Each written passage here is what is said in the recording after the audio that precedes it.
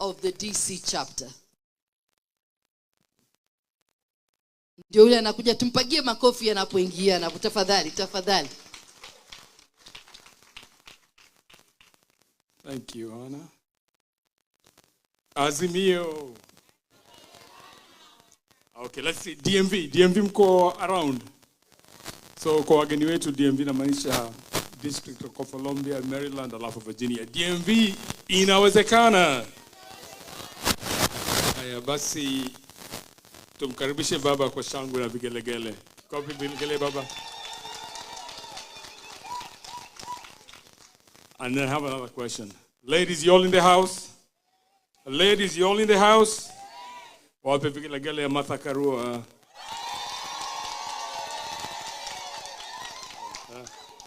So, Your Excellency, Right Honourable Raila Odinga, Mheshimiwa Martha Karua, governors, members of the National Assembly, na wenye nchi wenzangu, hamjamboni. I gotta tell you, the stars are aligning. The impending presidency of Baba is upon us. The Kenyan diaspora are pregnant with expectation. Earlier today, I borrowed Professor Makao Mutua crystal ball. I'll return it, sir. I must admit the crystal ball was dusty because the good professor has been spending a lot of time in Okambani and in Jamhuri. So for good measure, I brought Windex and cleaned the crystal ball really good. I'm here to confirm that I peeked through the crystal ball. And Wananchi shall deliver the presidency to Baba on the 9th of August. You can take that to the bank. So, Your Excellency, Right Honourable Raila Odinga, I would be remiss if I do not opine here that the Kenyan diasporans are true patriots and numero uno ambassadors of Kenya. All we want is an opportunity to contribute and build our nation, not just through remittances, but also through government appointments. Holding dual citizenship should not be used as a criteria to deny the aspirants the opportunity to serve their nation and country. In conclusion, there's a group of very special people that took time out of their busy schedule to plan and make this happen today. So ladies and gentlemen, may I ask the DC Azimio committee to please rise up. I'll give you the name really fast. So there was Ali Badawi, you all saw Ali. Madam June Nyarwa, she's been running, playing number 6 for us. Mr. Joseph Asihoye, Jabali Africa, Mr. Sam Omwenga, John Irungu Gatambia, our Mayor Dickens Odhiambo Odhis, Mr. Sylvester Nyawanda, Mr. Ken Agua, Mr. Tom Maranga, Madam Modesta Vesonde, and then there's a guy who lives in Georgia, Tim Kaberia, and then yours truly, Mr. Steve Mwema. I will now pass the mic back to Anna. Karibuni wageni wetu. Asante sana Bwana Steve Mwema. At this point, I would like to invite Sam Oyugi. And if Sam, you are here, this is your time for you to come and speak. And after that, we are going to have some entertainment with, Jabali Africa, but I'm going to give this mic to Sam Oyugi and June Nyawara. Thank you.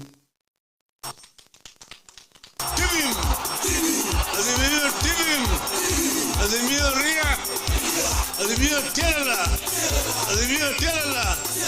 Vijana Fire, Vijana Fire, Vijana Fire, Vijana Fire, Vijana Fire. Yoka muziki, Azimio la umoja, Kenya mzima inawezekana. Let's welcome Baba.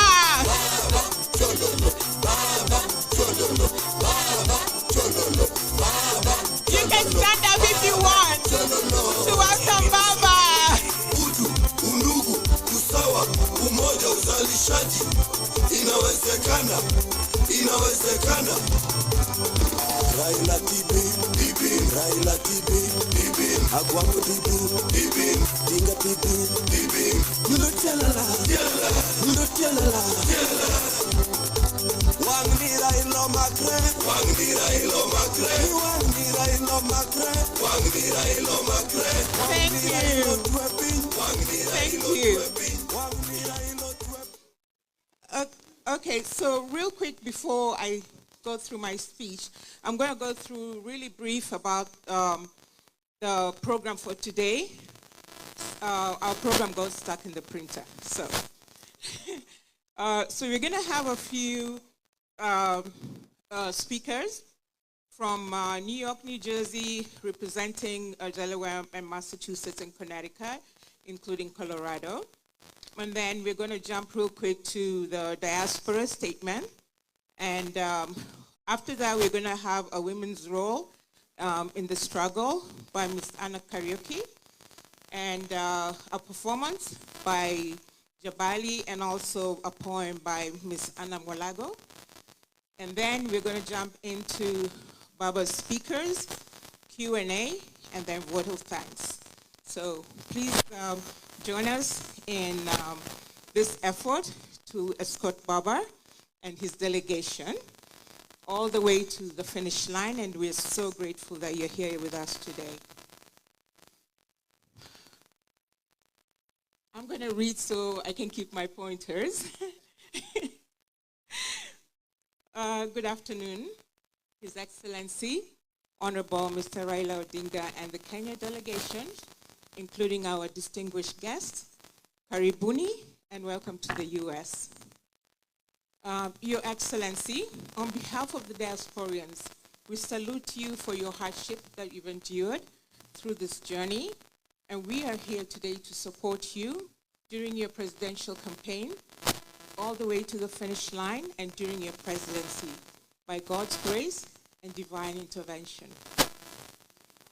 My name is Junior Wara, representing the DC, Maryland, Virginia Diaspora Committee and the National Committee. I am here to echo the voices of our fellow Kenyans in Kenya and around the world regarding the topics of infrastructure and development. Your Excellency, please hear our cry, our delegation. Please hear our Kenyan voices. Kenyans are asking for very basic development needs, such as 24-hour electricity, running water, sustainable good roads, and most of all, jobs, jobs, and jobs.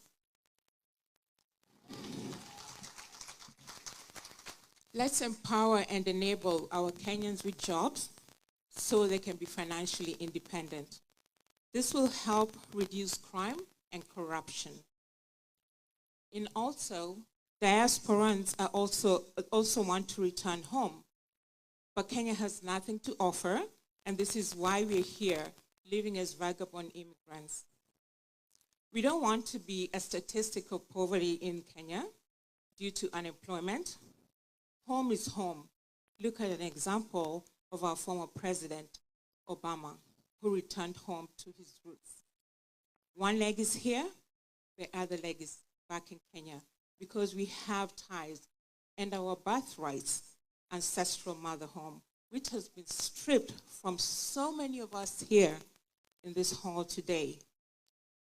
That is definitely a birthright that should never be taken away from a citizen. We ask you, Baba, especially as somebody like me who's represented Kenyan national women's basketball around the world, the first Kenyan lady to be drafted in WNBA, Kenyan American League. I and all of us here are learned and good ambassadors. We are well behaved. So the opportunities that we are asking you, Baba, is please bridge the diaspora and the Kenyan relationship and make it stronger by rolling our sleeves to collaborate and start the development work, something that has been quite a struggle for appointed leaders. But we are ready to work together, hand in hand. In conclusion, in exchange for all that we ask you, Baba, we ask you in return, us, the diasporians, how can we help you to become successful in this journey, to help our Kenyan people, and to help Kenya as a whole, corner to corner. I want to thank you for being there and just enduring through all of this. And we also want to extend our gratitude to President Uhuru, who has actually, we see this handshake, and it's going way deep. It is opening doors. It is opening relationships. And we are now talking in one voice and coming together as Kenyans. Thank you.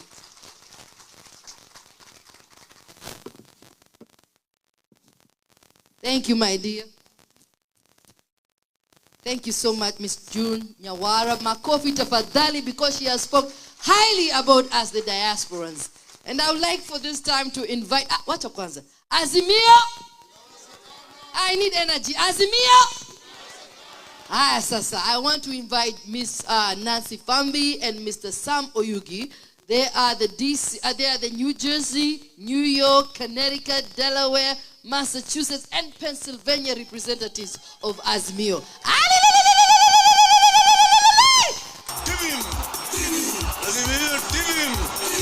Azimio Ria, Azimio Tierra, Azimio Tierra, Vijana Fire, Vijana Fire, Vijana Fire, Vijana Fire, Vijana Fire. Yoka muziki, Azimio la umoja, Kenya mzima inawezekana. Baba, chololo, Baba, chololo, Baba, chololo, Baba, chololo, Baba, chololo, Baba, chololo. New York, usawa, umoja, uzalishaji, inawezekana, inawezekana. Raila Tibi, Raila Tibi, Agwamo Tibi, Dinga Tibi, Nuno Tialala, Nuno Tialala. Wangdi Raila Magre, Wangdi Raila Magre, Wangdi Raila Magre, Wangdi Raila Magre, Wangdi Raila Tuepi, New York chapter, Connecticut, Constitutional State, Massachusetts, New Jersey, Delaware,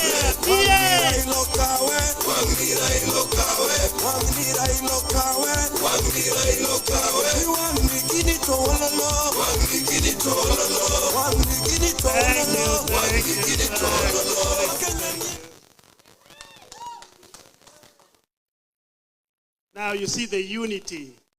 To unite all those states takes cooperation, right? We are showing example of Baba.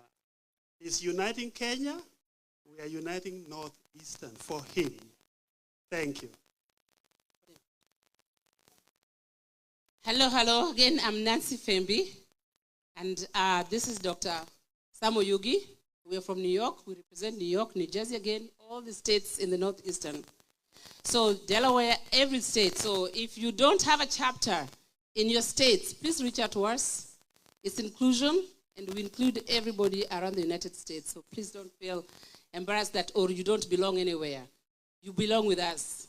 So before we continue or I say anything, there is nothing that I feel or the team feels that haiwezekani, because the motto for Azimio is, so literally everything we're going to ask Baba for, we know he will be able to deliver. We are not asking anything that is not deliverable. All right? But we have a strong team in the New York, New Jersey, Pennsylvania, Connecticut, Delaware areas. And we want to introduce those our members to stand up and to be able to, you see the work behind. Come on, all the New York, New Jersey. Continue.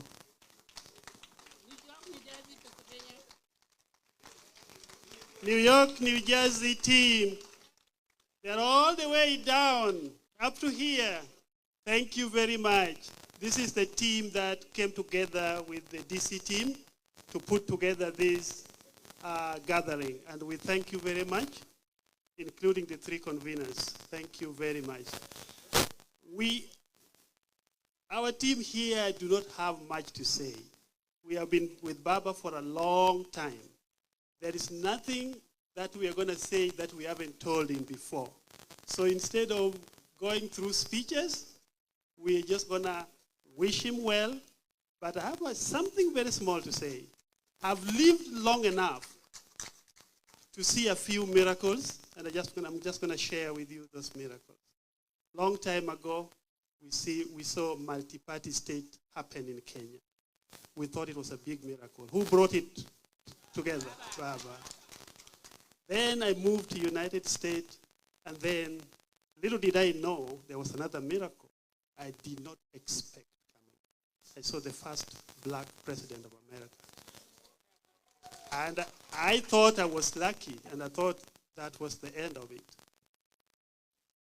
Before it took long, I saw the first woman vice president of America.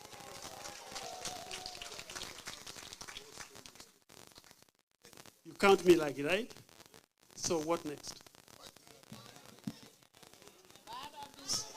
So if God can bless me to see Honourable Raila Odinga be inaugurated as the president of Kenya, I'm not asking God for any more favors. I'll be done. Omoshwe, thank you very much. I'll give the mic to my sister. Just to wrap it up, just one thing Baba would like to request. Mental health and substance abuse is an issue globally. And we know very well that in Kenya, when you hear the hospital Mathare, people have a very negative connotation of it.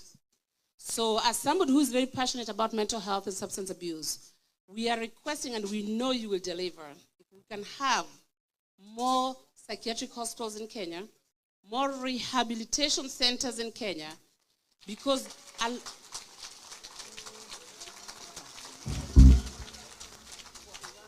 a lot of our youngsters and our mothers and fathers are dying of depression and suicide. Every time I turn around on Facebook, young people committing suicides of depression. We need mental health awareness to be a focus in Kenya, and we know that it will be delivered. Thank you very much. Thank you so much, my sister Nancy. I think you have said it very clearly, and I echo you that definitely we need more mental health institutions in Kenya. Azimio, wakati sasa sitaki kupoteza wakati kabisa. Tuna waimbaji wetu, my brothers, Jabali Africa, Grammy nominated, the diaspora band that keeps Kenya glued to remember where home is. These are also Baba boys from Bunyore, and therefore Baba, I would like to say wako tayari kukutumbuiza Jabali Africa. Nyimbo moja tu, one song.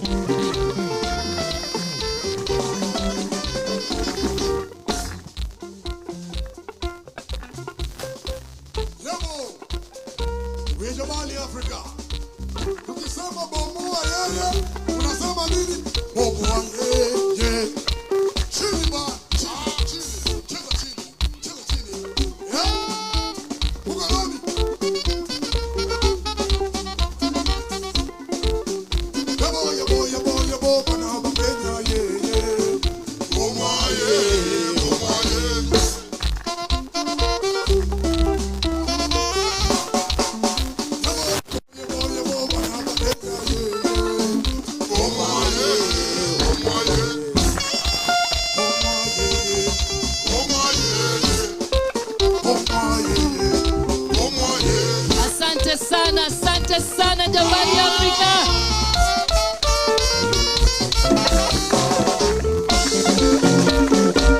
Asante sana.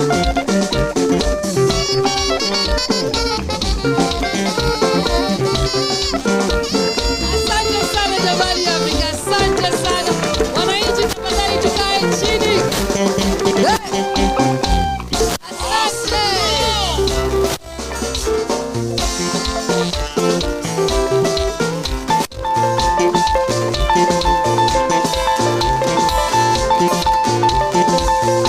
Asante sana jamani Afrika. Asante.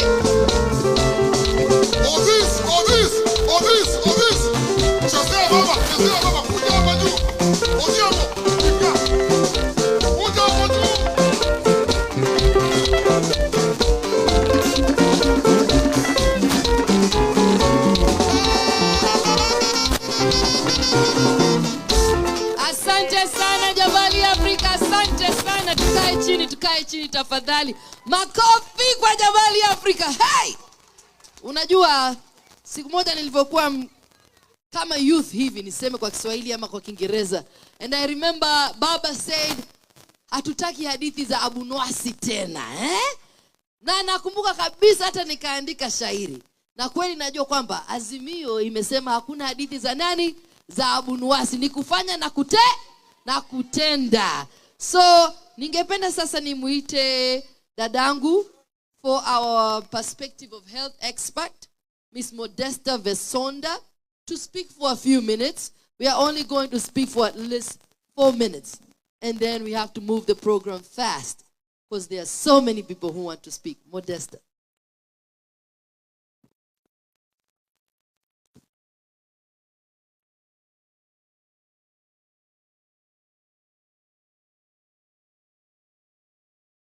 Honourable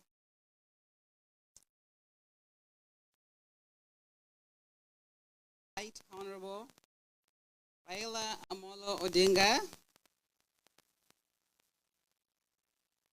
honourable members of your delegation,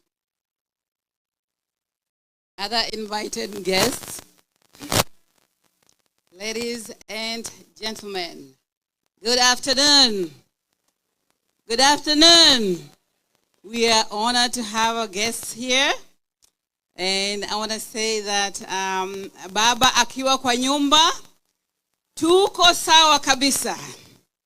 Tuko sawa? Tuko sawa kabisa. Baba karibu, we are honored to have you. I am honored to speak at this event, which marks yet another historic event for our country. I have been asked to speak on healthcare issues in Kenya based on my experience as an entrepreneur who owns or who is the CEO of Katani Hospital, which is also located in Mlolongo. A hospital that was opened by Baba. Thank you so much. The hospital is open. It's serving patients. It's serving the communities. It's saving lives, and it's doing well. Thank you so much, Baba.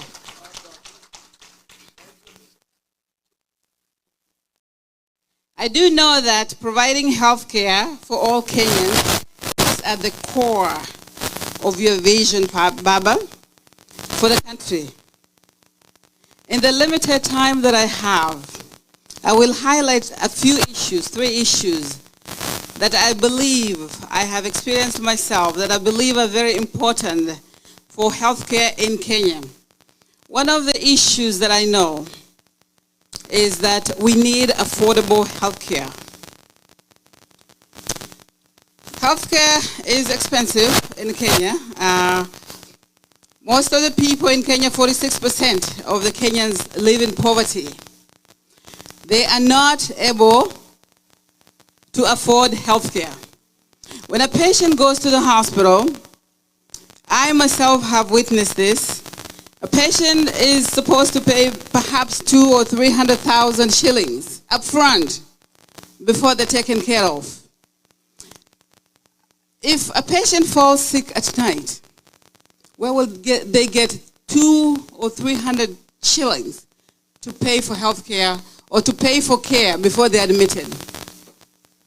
Baba, you can do something about this so that health care can be affordable for the basic mwananchi. Let us work it so that every Kenyan can have access to care. The other issue is accessibility. There are not so many hospitals in Kenya. What happens is the few hospitals that are available, we have people who live in the villages, and they're having problems or they're having trouble accessing care. They're having trouble accessing care that they need. For example, I have a mama who lives in Kakamega, down in the village, and needed care for cancer treatment. They needed cancer treatment. But they had to travel to Nairobi. One is that they do not have money to live in a hotel in Nairobi because they did not have any relatives in Nairobi. But they had to figure out how to live in Nairobi for 3 to 4 months that they were undergoing care. That put a lot of strain on this mama. She had to sell her land. She had to sell the cows that she had. She had to sell a lot of things to be able to get care in Nairobi. Baba, we can do something about this. And I know that you can. I know you can. The other issue is medication. I do know that with our current system, a lot of patients utilize the chemists for medication and even for diagnosis. When a patient falls sick, Many of them end up in the chemist and request for certain medications. Let me give an example of a young boy who complained of headaches and went to the chemist to talk to the chemist, who advised him to take Panadol for the headaches. The headache was persistent. And what happened is that with the persistent headaches, he was misdiagnosed that he had just headaches. But this patient had a tumor, had a brain tumor, which was not diagnosed because he was not seen by a practitioner that is specialized in cancer. And the patient eventually died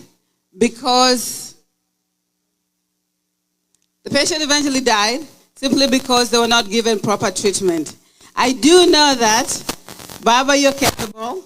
Baba, you're able. You can do this because of the vision you have for Kenya and the passion and commitment to achieve the components necessary for all Kenyans to experience good health care. We can do this. We need clean, safe water. And the place that the hospital is at is salty water. The water is salty, and because of that, we have children coming up with hypertension or high blood pressure because of too much salt in the water. So with this, I do believe that with your government, Baba, you're able to do it. Through your government, you will be able to prioritize and make sure that the Kenyans get the health care they need. Thank you so much. Again, my name is Modesta Makani Visander. I come from, can I say it? I come from Kakabega. I see one of my babas here, Governor Oparanya. He comes from my hometown, and I am so proud. I am so proud that he's here, and I'm also proud to see everybody else. Thank you so much. God bless you. Thank you so much, Makofi, for Mama Modesta. Thank you so much. And we all know that the youth are no longer the leaders of tomorrow, but leaders of today. Do you agree with me? So with this, Wakenya mko?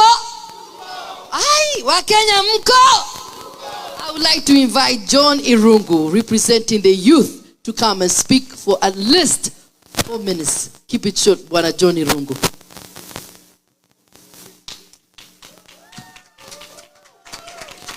Azimio eh? Azimio eh? Siwaski. Inawezekana? Azimio eh? Okay, thank you so much. My name is John Irungu. And I first want to thank you, our next president, Raila Odinga, and all the protocols observed, and the organizing committee for giving me this opportunity.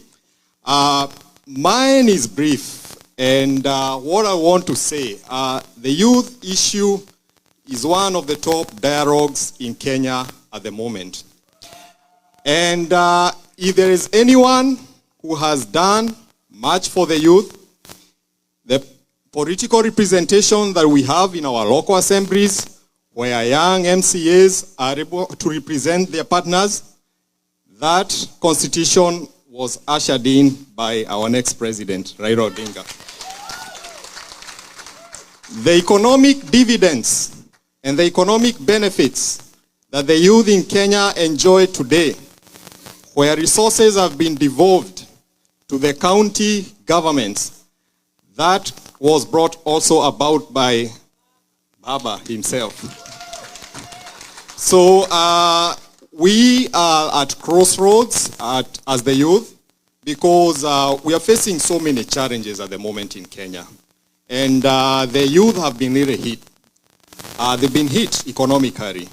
We are seeing our sisters, our beautiful girls, facing persecution in other countries as they go to find labor. We are seeing tech companies coming in Nairobi, but our young and most talented and innovative youth are not being paid at the global rates by these tech companies. These are issues of economic emancipation, which we know that in your government, Your Excellency, they should be addressed. So we pride ourselves in the Constitution. And for the young people in Kenya and those who are in abroad, listen to me and listen to me well. I'm one of you. On the 9th of August, it will be a vote on the economy, and not just the economy. It will be a vote on political representation, and most important, the 9th August vote will be a vote on our future.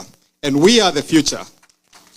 So we've seen it happen in South Africa, where the young people fulfilled the vision of Nelson Mandela, and they were able to dismantle apartheid. We saw it in the US, where the young people lobbied. They campaigned for the first black man, Barack Obama, and it is that first black president that brought meaningful change in terms of affirmative action in the United States. So on the 9th, we only have one job as the youth. Our job is to face the sky, and I see our color is blue. So on the 9th of August, the sky in Kenya will be blue. The oceans, the lakes, the seas are blue. On the 9th of August, the waters and the sky will be blue. And in the words of Leonardo da Vinci, once you look up to the sky, and once you taste the sky, you'll always look up. So the Azimio Nation, I want to tell you that the only place that we have to look is up. And the only road that we have is the road to State House. So I want to thank you all, and I want to urge our fellow youth to vote in Azimio, and victory will be on our hand. We only have two options, and the first option is to win, and the last and the most important option is to win. God bless you. Asante sana John Irungu, asante sana. Makofi ya John Irungu jamani. The youth are the present, not the future anymore. We are together in this. And so I would like to take this opportunity to bring one of the supporters of Baba. Her name is Ray Keneti. Ray amesema ametunga nyimbo to perform and celebrate what we are about to do August 9th. Ray, chukua mic. Dakika mbili tu. Nikisema Raila, I want to hear the fifth. Raila! Raila! Sijasikia Raila! Raila! Nikisema Azimio, inawezekana. Azimio! Azimio! DJ number 2. Yeah! Yeah! Inawezekana. Kazi ya kutengeneza Kenya, wewe waijua. Kazi ya kutengeneza Kenya, wewe waijua. Umekuwa ukisaidia wananchi wa kawaida. Umekuwa ukitetea wananchi wa kawaida.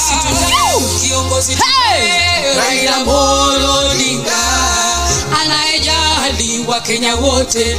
Azimio inawezekana.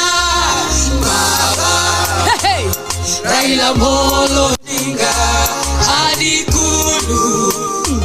Azimio inawezekana. Kaleta mabadiliko, kaleta hadi majimbo. Raila kweli anaweza, hakuna siyeona haya.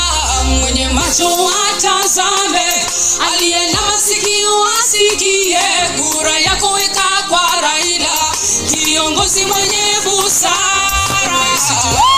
Kiongozi tunaye Raila Odinga, anayejali wa Kenya wote. Azimio inawezekana. Baba Raila Odinga hadi Ikulu. Azimio inawezekana. Azimio inawezekana. Azimio. Raila, Raila, Raila. Oh, Raila, Raila, Raila. Yeah.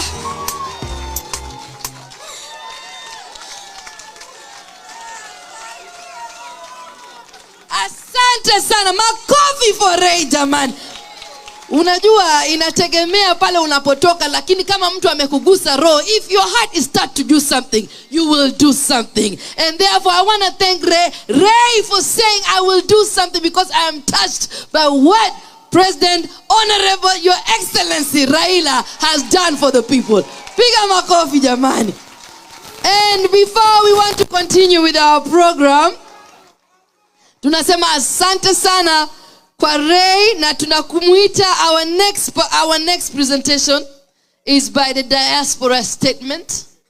And I'm definitely going to call George Mudachi, because as somebody has spoken about the diaspora has done so much for us. We have always supported our people back home. Remittances tunatuma, tunapeleka watoto shule, tunasaidia kujenga nchi. Therefore the voice of the diaspora has to be heard, and therefore I invite Bwana George Mudachi. Thank you, except I'm not George Mudachi. I am still George. We share a name. George Mudachi is my namesake. He's a youth that is going to help me articulate some of these issues that diaspora is facing. If you came here on behalf of diaspora, this moment here is why you are here. This is a very serious topic. This is a serious moment, and I will ask for your indulgence in paying attention, in being listening, and I will also let you know that this is the section that is not timed. Therefore, I will have my good namesake, Mr. Mudachi, speaking about investment opportunities that can be articulated by diasporians in the interest of Kenya. After that, he will be followed by a young Turk, Brian Kibet. Will follow him to articulate some of the corporations that can really bring development to our country. I will then come back and combine the overall statement regarding how we as diasporians could benefit from you and could also give you back some benefit. Already you know the remittal. We will sing that word remittal until I don't know when, but it's being threatened. Those factors threatening remittals, I will come back and will articulate them. Without any further ado, you will hear me, Mr. Mudachi, the floor is yours, and then call Mr. Kibet to come. Thank you. Azimio! I can't hear you. Azimio! Thank you. I'm going to be very brief, and I will leave the rest to Dr. Omburo. Before I continue, I want to take this opportunity to thank Governor Wycliffe Ambetsa Oparanya. Somebody talked about healthcare. Governor, you have done a very good job at Kakamega Referral Hospital. Thank you very much. I'm one of those people who was paying those 300,000, 400,000, but somebody told me, try Kakamega Referral Hospital. And when I tried, I don't pay even 2,000 shillings. So if you are here, you are paying those bills, go to Kakamega Referral Hospital. Those are some of the benefits of devolution that were brought about by His Excellency Prime Minister Raila Odinga. Briefly, Mr. Prime Minister, we are honored to have you here tonight, just a few months before you are sworn in as the 5th President of the Republic of Kenya. And the rest of the distinguished guests, we welcome you. I will not even read the speech. I just want to state that, Your Excellency, last year, Kenyans in the diaspora, they remitted close to 420 billion Kenya shillings. And these remittances keep growing and growing. We are not seeing any form of organized way of these investments and these inflows coming to Kenya. We need some proper investment policies, Your Excellency. We need proper legislation. to guard against investments, losing our investments through impropriety. Mostly the Ministry of Lands. These diasporans are losing a lot of money through the Ministry of Lands. They are buying land, and we find that the land has been bought by 3 different people. And we don't even have time to follow up. We end up losing that land, Your Excellency. Bring up proper policies to guard our investment, and you are going to see those investments doubling. Lastly, Your Excellency, before you we have got very smart brains. We have doctors, we have lawyers, we have engineers, we have academicians. I know you are going to be sworn in on the 9th of August. You are going to take over. Please remember these people in your government. Thank you very much. I want to welcome Brian Kilong, please.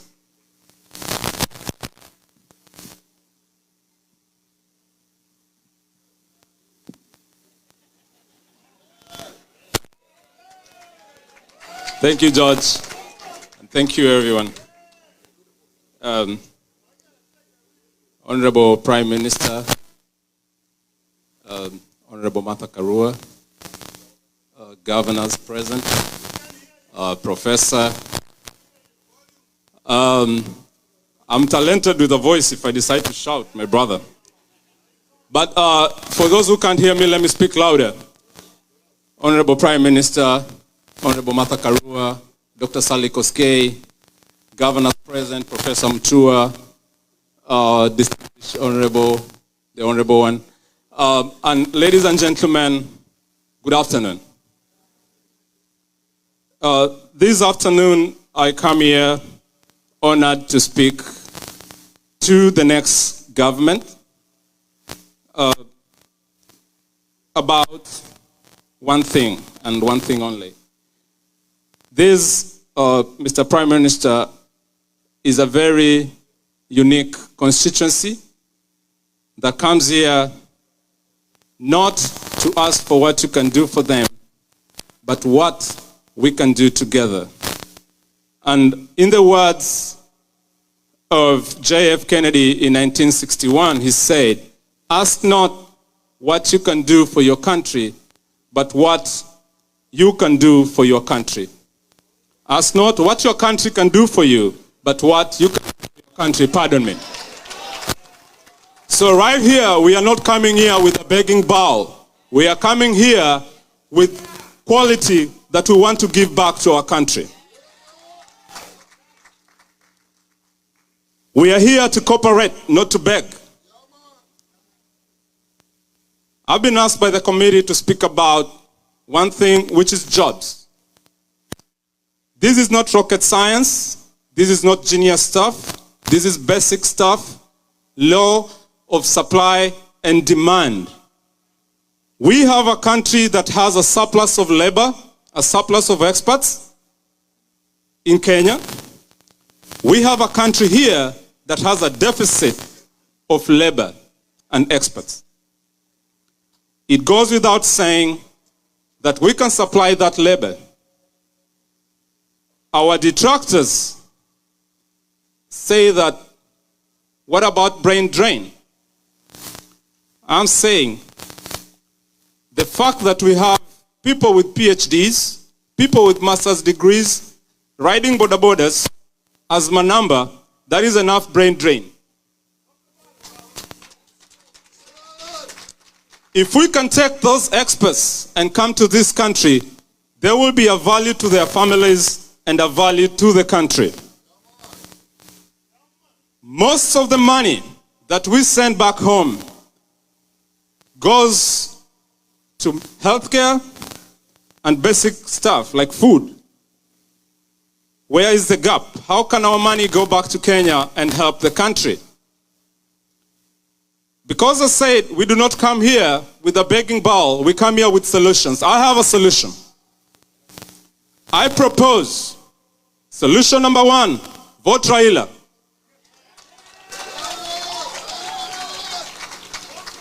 Raila is a diasporan. Raila lived abroad. First by circumstance, second by choice. I don't know the order, sir, but you know the order better. You have lived away from home. You know the opportunities and you know the challenges. If we form policies with government, the US already has formed policies. It says it wants experts in healthcare, wants experts in agriculture, and it wants experts in IT. We have a surplus of that. The only gap we have is leadership. If we get it right, we can change our country from poverty into prosperity. I will not tire this audience with a long speech. I will cut it short. But I want to promise this, that the team here is formulating a document that we will present to you after your inauguration. You are speaking here with people who have the capacity and the expertise to present that document to you for implementation. Thank you so much, all of you, for listening to me.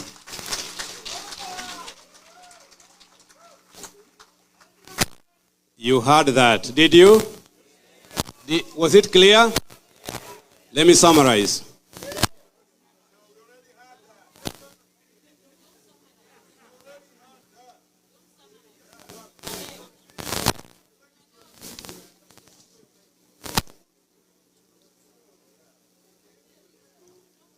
Diminishing return from remittals. Our children will no longer remit the amount of money we are currently doing. We are happy we are now sending billions. It will be no more. How do we recover that? You tell me. We have surplus of IT. The new technology allows you to work from the comfort of your home. Why can't that home be Kenya? Why can't those punching keyboards? You tell me. We have surplus of IT. The new technology allows you to work from the comfort of your home. Why can't that home be Kenya? Why can't those punching... You heard that, did you? Was it clear? Let me summarize.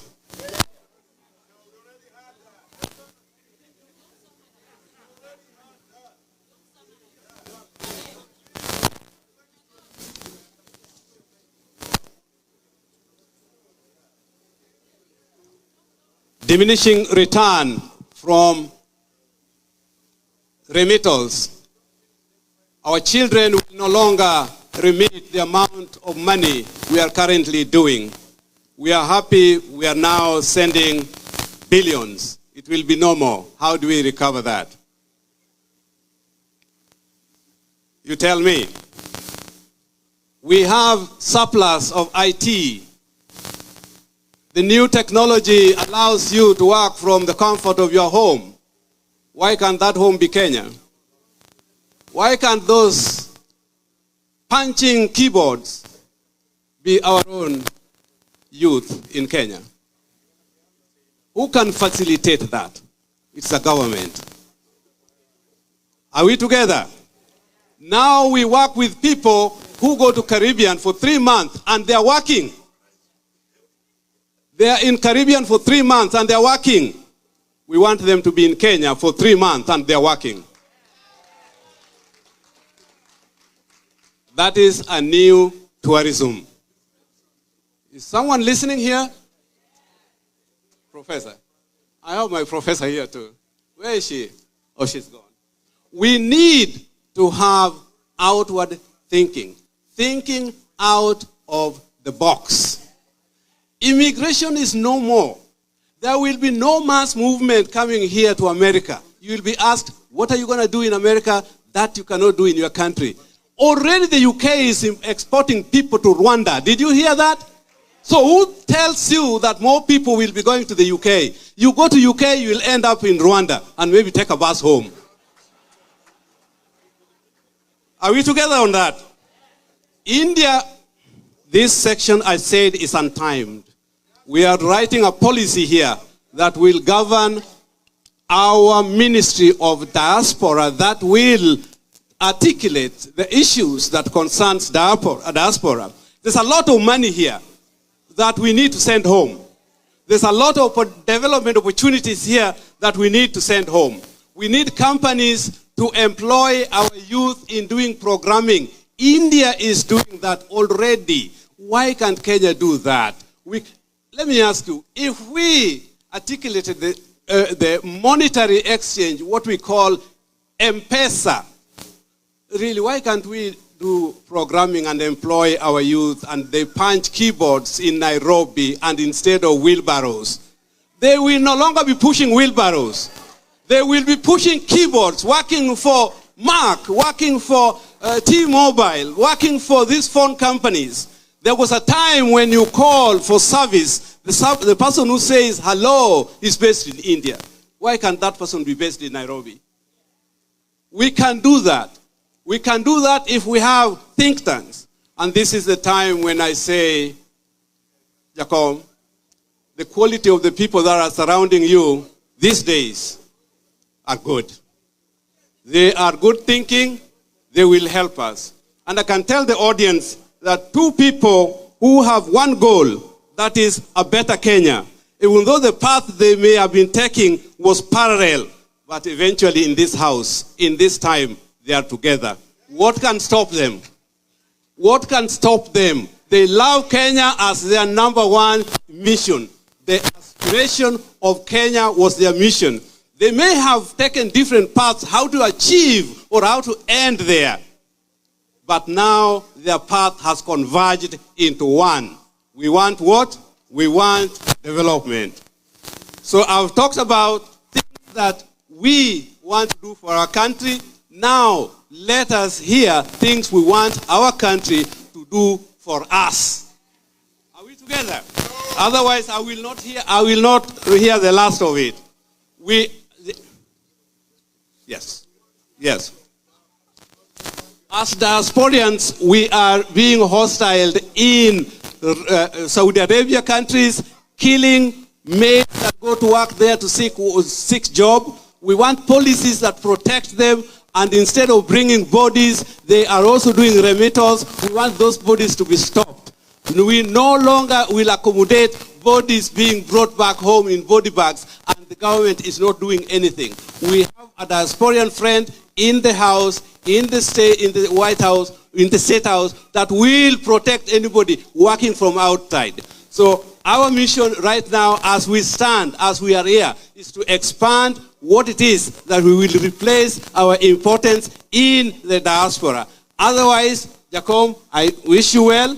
We will always work hard for you. We will always be there for you until you achieve it. And the quality of people surrounding you are the best, and they're friends of diaspora. Thank you. Thank you very much. Thank you so much. Thank you so much, Bwana Oburu. And we don't want to waste a lot of time because we have many speakers. But there are a few things that I have to mention. Because of the fire code, we ask that you find a seat and sit down. We cannot be all, some people are standing on the side, so there are seats. Please find a place and sit down. Secondly, we also want to honor those who came from far and wide. So if I ask people from North Carolina, Mko, I want to hear Tuko. North Carolina, are you here? South Carolina, wako? New York? New Jersey? Delaware? Virginia? Maryland? Texas? Richmond? Wapi pengine? Kama nimesahau nikumbushe. PA? Colorado? Nikisahau na kuomba mniambie. And one more thing.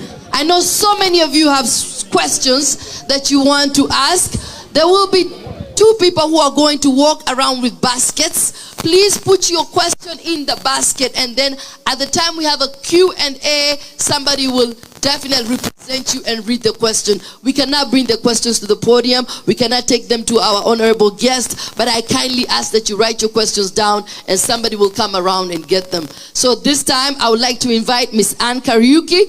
As we all say, I believe that mwanamke ndio mwanzo na mwisho, not only kwa nyumba, katika nchi. Tunasema if you educate the woman, you educate the whole nation, because it takes a home to build a nation. So at this time, our woman representative, Ann Kariuki, please come and take the mic and represent us.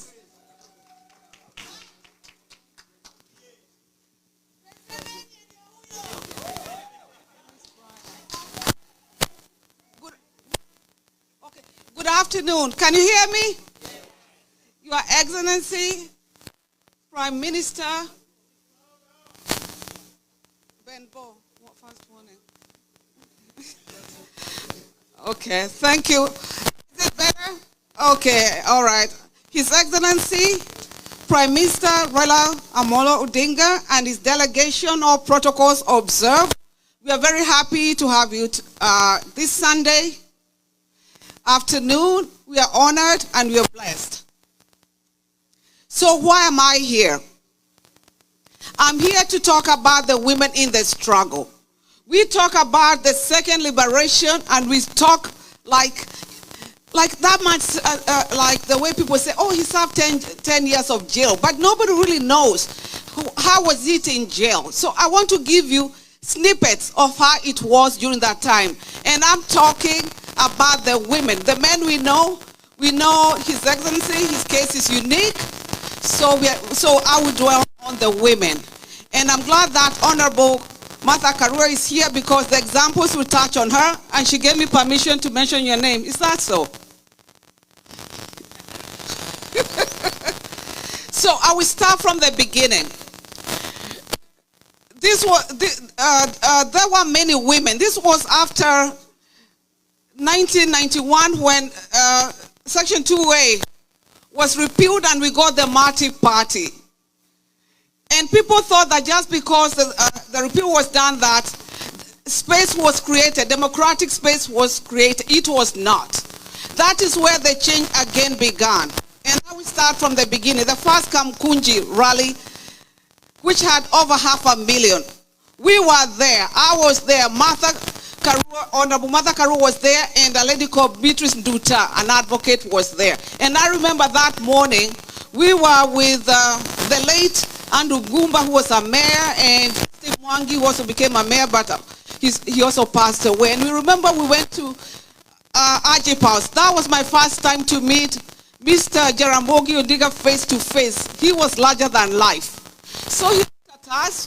They spoke very briefly, and then he said he'll be coming once he gets the signal. He'll be coming to Kamkunji. Then he looked at us. We were two ladies, two girls then, myself and Nduta. He looked at us, then called the youth and told the youth, please take care of these girls. We got to Kamukunji. We don't know what happened. Stone throwing started. Those youth just threw us on the floor. We were lying on the ground and they covered us. Because people were committed. People were fighters. People were determined. They were prepared to die if they could save us. And we eventually got to the dais and found Honorable Martha Karua was already in the dais. And then it was a man's world. So men were speaking, and Honorable Karua kept saying, I'm going to speak. I'm going to speak. And we were saying, how are you going to speak? He said, I'll grab that microphone. I thought she was joking. So out of the blue, she grabbed the microphone and addressed the nation. There were over 500,000 people. Even the lady Jaramogi Odinga was shocked. She just looked in shock. So we all mesmerized, but she spoke. What did that do? She was creating a space for women and a voice for women. Makofi kwa Martha Karua.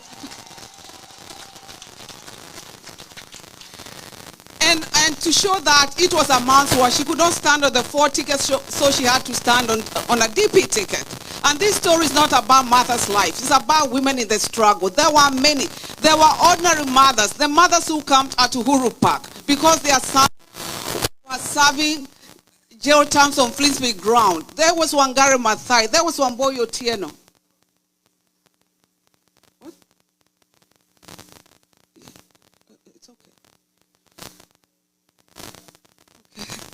Sorry.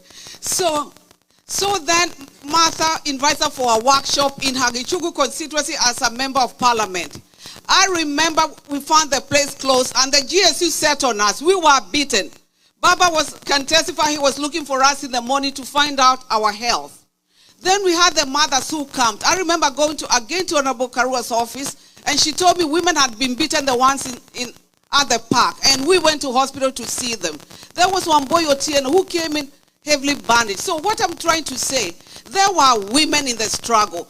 And as we do this final push, we need to remember also the women there, the lawyers who represented the accused person, because they were holding the accused persons incommunicado. So we were there saying we are representing them in court and going to see them in prisons committee.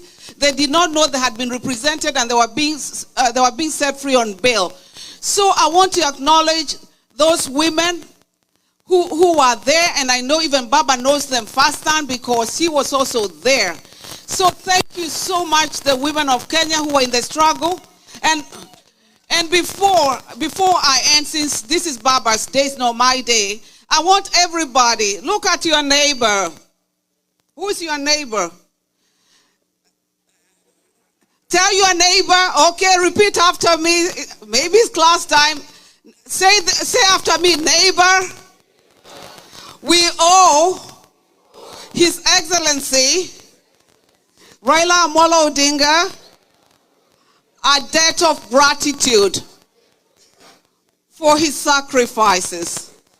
Asanteni sana. God bless you.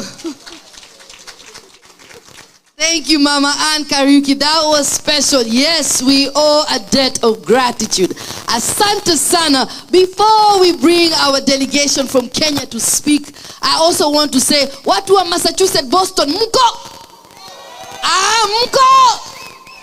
I want to say that I am also very honored, I'm humbled to actually be here and be your MC, to be also speaking in front of this wonderful, honorable guest. Your Excellency, sijui kama unanikumbuka, but when I was in my early days here in America, I opened the dance floor with you in Boston, Massachusetts. Kitambo, I was performing there with Jabali Africa.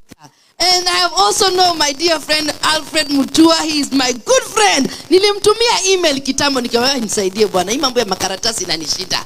That was then. It was long time ago. I don't think he remembers me. So therefore today I'm coming here to say I wrote a poem dedicated to the Honorable Your Excellency Raila Amolo Odinga. But this is because you have also touched my heart. And after this, I'm going to invite Governor Oparanya to lead us for the speakers to speak. So as I do my poem, Governor Oparanya will be ready to come and introduce the Kenyan delegation. Wakenya mko? Wakenya mko? Now I say Azimio, I want to say inawezekana. Azimio? Azimio! Hadithi. Nipe kiti nikunong'onezee. Kuna watu na viatu. Kuna wakusema na yule wakutenda. Baba hasemi tu, yeye hutenda. Toka mwaka 1980, Baba alitia mwito kuwakilisha haki na za ungwana. Kuwa mbele sio nyuma katika mapambano ya kisiasa. Kusimama wima mbele ya Goliath bila kutikisika. Kupigwa vita vya nje na ndani, vya kimwili na kiroho, mpaka kutiwa gerezani. Na bado moyo uligonga wapi? Kenya. I want everybody to say moyo uligonga? Moyo uligonga? Ni binadamu yupi awezaye kula kucheka na maadui zake? Ni yule ana ujasiri aliyetengenezwa kwa chuma, mwenye roho ya dhahabu na bado roho inagonga Kenya. Ni yule aliyejitolea kufa kupona, kutetea haki za wananchi wote bila ukabila, iwe Mtaita, Mkamba, Mkisii, Mkikuyu, Mmasai, Mjaluo, Mluya, Mhindi, wote wale kweli wahenga walinena waliposema kizuri chajiuza, kibaya chajitembeza. Ndio paka tukafanya kwenye kuwa na handshake, kwani baba ana kivumbi cha masapoti. Tumenyimwa kwenda kufika Israeli, lakini safari hii nobody can stop reggae. Barabara iko shwari. bahari, njia imefunguliwa. Musa kagonga mwamba, bahari imetawanyika. Pita tu baba, pole pole, twende tu hapo tu hadi kilele. Kwani kutoka bahara Hindi tupande mlima Taita, tushuke kwenye majani chai hadi ziwa Victoria, twa kuomba dua. Mungu akuweke, akufiche, akulinde, akuangazie, mwishowe akupe kiti cha uraisi, tukuite Rais Raila Amolo Odinga. Asante, asante sana. Asante sana Governor Oparanya. Jamani, safari hii ni safari yako, tafadhali njoo uongee na tueleze wa Kenya kile kilichotuleta hapa. Karibuni, asanteni sana. Makofi wa Kenya. Please don't forget, if you have a question, we are going to send something around so you can put your question in a basket or in something that will pass around so that you can definitely have your questions heard or your voices can be heard. Asanteni. Wakenya mjambo. Amjambo tena. Azimio. Azimio. I'm not going to follow the protocols. Of course, you know His Excellency Raila Amolo Odinga and most of my colleagues that have accompanied him. I know you people want to listen to Raila Amolo Odinga. So I will be very, very brief. Since you have raised quite a number of issues, I hope he's going to address the issues that you have raised. So I don't want to add anything more, but to introduce my colleagues who are here. I will give a chance to just a few, 3 or 4, to say jambo. Then I invite Baba. We have members of parliament here. We have Robert Mbui. Robert Mbui is MP for Kadhiani, Machakos County. We have Honourable Richard Tongi, MP, Nyaripari Chache, Kisii. We have MP Sabina Chege, MP Muranga County. We have Mama Esther Pasaris, MP Nairobi County. Nairobi County. And then we have Senator Moses Kajwang, Senator Homa Bay, Uko Mapambano, the other brother of the head, Mapambano. And then we have MP Kanchari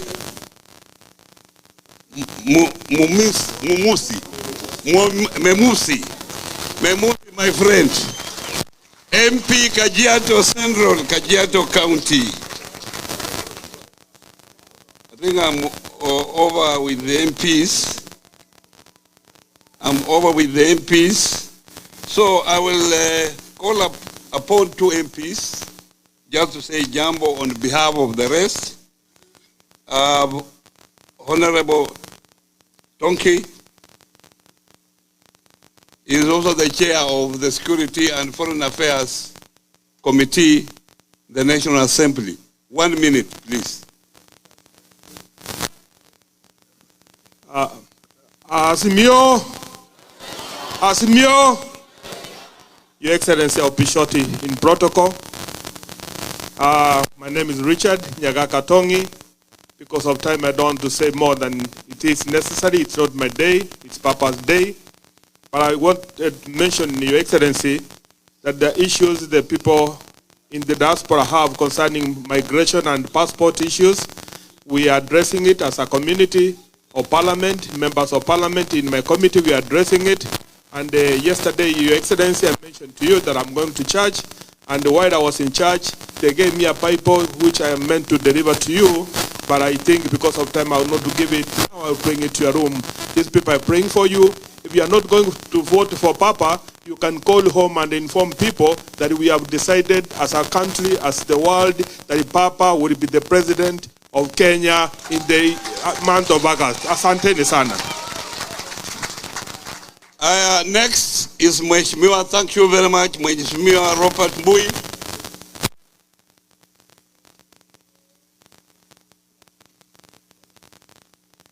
Azimio hoye!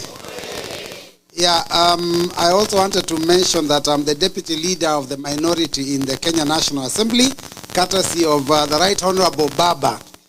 Your Excellency, I have noted that when you listen to the issues that have been raised here, the Kenyans in the diaspora, they know the problems of our country almost as much as some of the people back at home, maybe even more.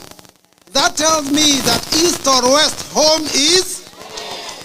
And you know, I wanted to tell you, even in Kenya, when you go north, south, east, and west, there is one choir. We are saying Baba is there.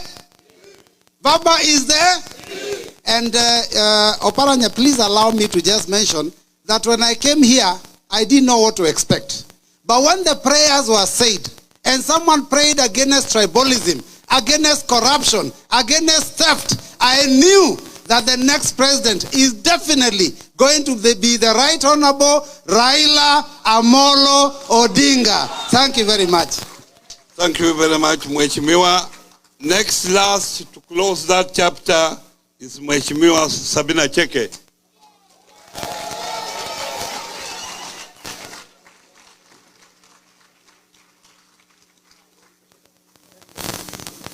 Thank you very much. Good evening. Azimio, unajua mimi ni mwanasiasa, nataka kuona salamu hivi. Asante sana. I'm very grateful, Your Excellency Baba the Fifth, for giving us an opportunity to come and meet Kenyans. I'm also happy to see that even here at DC that you love Baba. I have also come to confirm that from Central Kenya, for the first time in the history of Kenya, we are going to vote for Baba. And also, I also want to confirm, I've heard many things about healthcare. I stand as the chair of health at the National Assembly, and many of the issues that you have raised, I've taken notes. We're already addressing some of them, and especially accessibility. We have UHC in the country, and as Baba will tell you, we have a proper plan to implement UHC through Baba Care. So everything is going to be taken care of. We are going to have Baba Care, okay? Secondly, I want to invite all of you. I know once you come out here, you gain a lot of experience. With Baba's presidency, we are going to have open doors for you to come back and share with us the vast knowledge that you have acquired from here so that Kenya is going to be a better country. We love you. We welcome you. Kindly call somebody back home. Even if it's 1 or 2 votes, tell them Baba is going to be there. Fifth. Baba is going to be there. Na mpokee salamu kutoka kwa Mama Ngilu na wamama wa Kenya. Sisi wamama wote tumesema tuko nyuma ya Baba kwa sababu we want change and we want Kenya to be one. Thank you very much and enjoy your evening. We love you so much. Asanteni. Thank you, Sabina Cheke. I want also to acknowledge the staff that joined us, staff from the office of the Fifth, led by Dennis Onyango. If you are somewhere, just wave on your staff wetu. And then I want also to recognize John Mahina, the diaspora coordinator, is here. There he is. He works in the office of the Fifth. And then we have Shabal, Sulman Shabal, a businessman. Yes. Mombasa. The other day, for the unity of our party, he stood down to support Baba and let the other friend of his continue to look for governorship of Mombasa. Now, I want now to invite I want also to recognize our Permanent Secretary Charles Hinga, Permanent Secretary in charge of housing, the most senior civil servant in this house. Now, I want now to recognize Senator Kajwang, Homa Bay. I want to give you a chance because you speak on behalf of the senators. You are the only senator around here. So speak on behalf of your colleagues. Thank you very much, Governor Oparanya, Your Excellency, the 5th President, and to Kenyans living in the United States of America. Hamjambo. The young man who spoke on behalf of the youth, he caught my attention. He said many things, but there's something that caught my attention. And it is something that Baba has been passionate about, and it's something that in our conversations we've been looking for solutions to it. The gig economy is contributing close to 30,000 jobs in Kenya today. It is almost as big as AGOA. We think that AGOA is the biggest partnership with the US. The gig economy powered by IT seems to be the bigger one. But why is it that when I come to the US, I pay Uber 6 times more than what I pay in Kenya? It means the Kenyan Uber driver is under-provisioned, is underpaid, and is probably on the verge of exploitation. We want to encourage the gig economy because it has a potential of creating employment for our young people. But we want our young people to get decent jobs and jobs that can pay well. I think the young man who spoke for many of you here and spoke for many Kenyans who are struggling to make a living. Finally, Baba has given us very clear instructions that the next Kenya must be a digital and knowledge-based economy. And I can tell you that tuko tayari kufikisha serikali kama hiyo. Nione kura ya Baba ambayo iko hapa Washington DC. Asanteni sana. Asante sana, Senator. Next is Professor Makau Mutua. This man is doing many things for Baba and the entire team. I know you know him very well. Yes. He has been living here for a long, long time. To you, Professor. Thank you, Governor Oparanya. Amjambo jamani.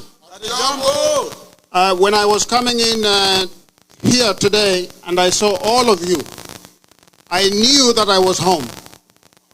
Because you know I'm one of you. Amen.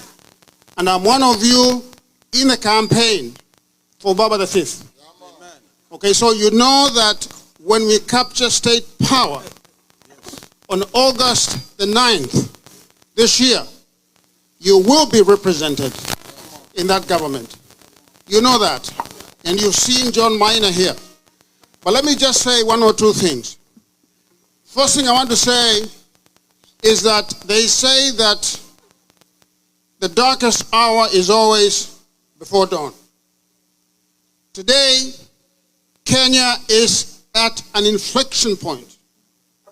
An inflection point is a moment of danger, a moment of great trepidation, a moment of foreboding. And you know what I'm talking about? The choice that we are facing on August the 9th is a historic choice. I cannot remember of any time in our history when the choice for president of that country was so clear. It is black and white. You can choose to vote for Renaissance, or you can choose to take us down the path of Armageddon. The choice is clear. We know our opponent. We know what he has done to that country. And we know what we represent. We represent hope. We represent opportunity. So that no matter where a Kenyan was born, whether it's in Mandera, whether it's in Kiambu, that they will have the same opportunity in that country as everyone else. We seek to create a state that embraces, not that pushes away. A caring state. We seek to create what I've called a human rights state. A state that cares for each and every one of us. I've heard people speak here with complete conviction. Adam Walago, I remember you. I remember you when you came to America. Okay? And I honor you. I honor everyone. I say thank you very much. Please vote on August the 9th for Baba the 5th. Thank you, Professor Makau Mutua, for those few comments. And now I want to invite a colleague that I really respect, former civil servant, former member of parliament, former cabinet minister, Dr. Sally Koski.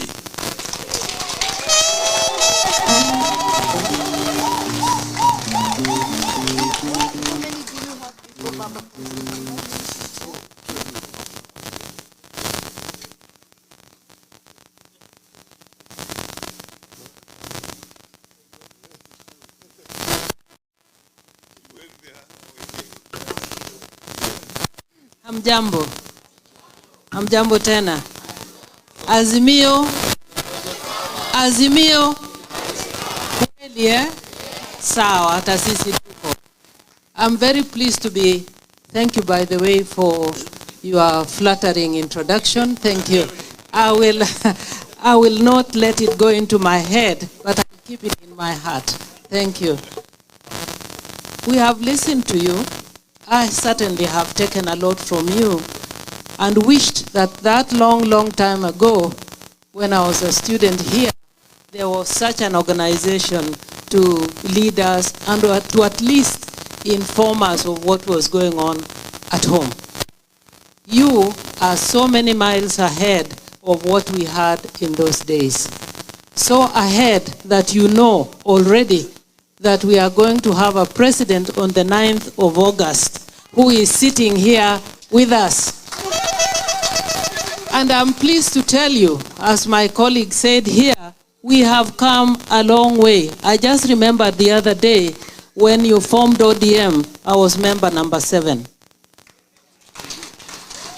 I believed in you then, I still do, and I can say quite clearly that from the looks in the political terrain, we have our president with us. I don't want to give you my views. I will just remember one thing I picked from here. I've picked up a lot of things, but the thing that struck me was that we don't want to push wheelbarrows. We want to push keyboards. Yes, ma'am. Yes, ma'am. We want to push keyboards, and we have the person who has the ability to drive us there. Someone else said that we owe him a great debt of gratitude. I know this because most of you probably do not know, or you know that the whole effort to change that constitution and allow even for dual citizenship came from Honourable Raila Odinga. We shall never stop saying thank you, but let me encourage you that we are working hard, very, very hard. We don't take anything for granted, but we are working very hard to ensure that our candidate is the next president of Kenya. Thank you very much. Asante sana, Daktari. Now I want to give, there are only 2 remaining. I want to give a chance to my colleague, James Ongwae, Governor Kisi, and also she is the Vice Chair of Council of Governors. We are both of us serving the 2nd term, and he also sits on the Presidential Campaign Board. Thank you very much, my brother. Ndugu zangu kutoka Kenya, mjambo. Inawezekana. The fifth. Thank you very much. I am delighted to be here with you today and to have come with a man who has made me have a job. Because we would not have had evolution in Kenya without the fifth. He really has helped our country in the broader aspects of changing the way, the perspectives of our own country. Your Excellency, what you have done for this country, and I have a testimony here from Kisii. I have a young man here, John Ondieki. John, stand here. You are sitting next to Balozi. Come and stand here. This young man, you have given him a direct ticket to stand for MP Bonchari. And he stays here in the US. Can we clap for him? And Your Excellency, there are many of them who came from the US, who came to participate in elections, and she is also there. Yeah, thank you very much. Thank you. What this shows, Your Excellency, is endeavor. You have serious. You have another young man here called Balozi. I think he wants to stand next time. I think what we are telling you is that His Excellency here supports you, and when you come back to Kenya, whatever you are seeking in our own country, he will support your endeavor. Let me just say this, ladies and gentlemen, that what we see in the fifth, we see hope for a third republic. And the issues that you have mentioned here, whether it's health services, whether it's infrastructure, these are issues that he has taken care of. And I can tell you for free that he is going to ensure that they are all implemented. Let me finish, ladies and gentlemen, and say that, and I'm saying this without any equivocation, that on the 9th, we are going to have a new president, the 5th. Please show me with your hands that on the 9th, we are going to have the 5th. His Excellency Raila Molo. Raila Molo. Thank you very much, ladies and gentlemen, and be blessed. Thank you, Governor, my friend Ongwae. Now, the last person on my list is someone you know very well, a lady who has stood firm when it comes to politics. Yeah? You know her. She's a party leader. She has been a cabinet minister. Martha Karua.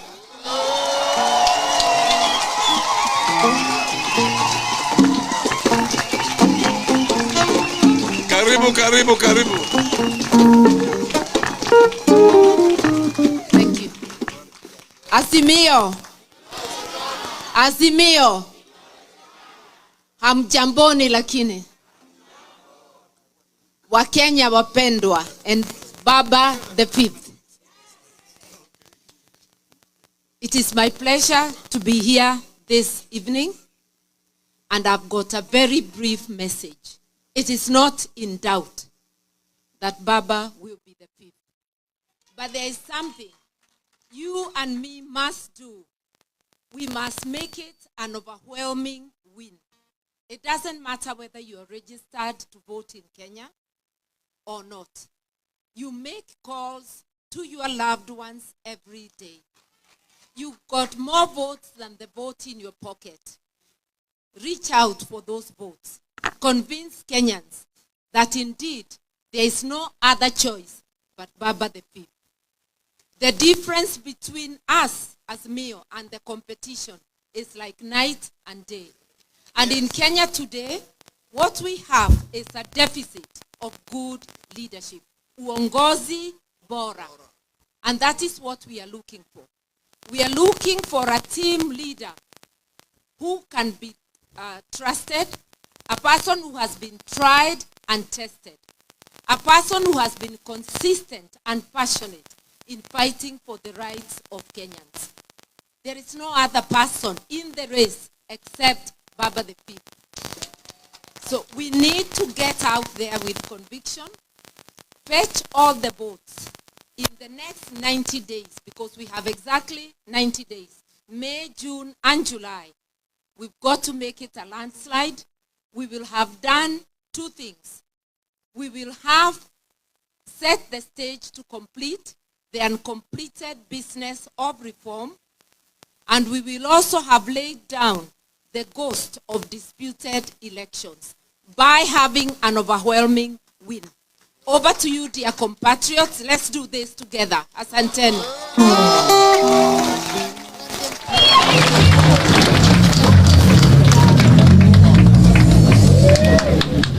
Lastly, on back with demand, I want to invite my colleague Suleiman Jabal as a serious businessman.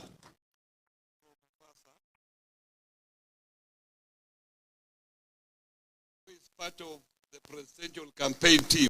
1 minute. Wakenya hoi! Oye! Anyi mmekuwa wazungu bwana, semeni kiafrika. Wakenya hoi! Oye! Baba hoi! Oye! I'm standing here as somebody from the diaspora. I was in the diaspora for 25 years. And I went back home and I've seen many Kenyans who've gone back home, and I have not yet found a Kenyan who went home and regretted. Of course, the first few days,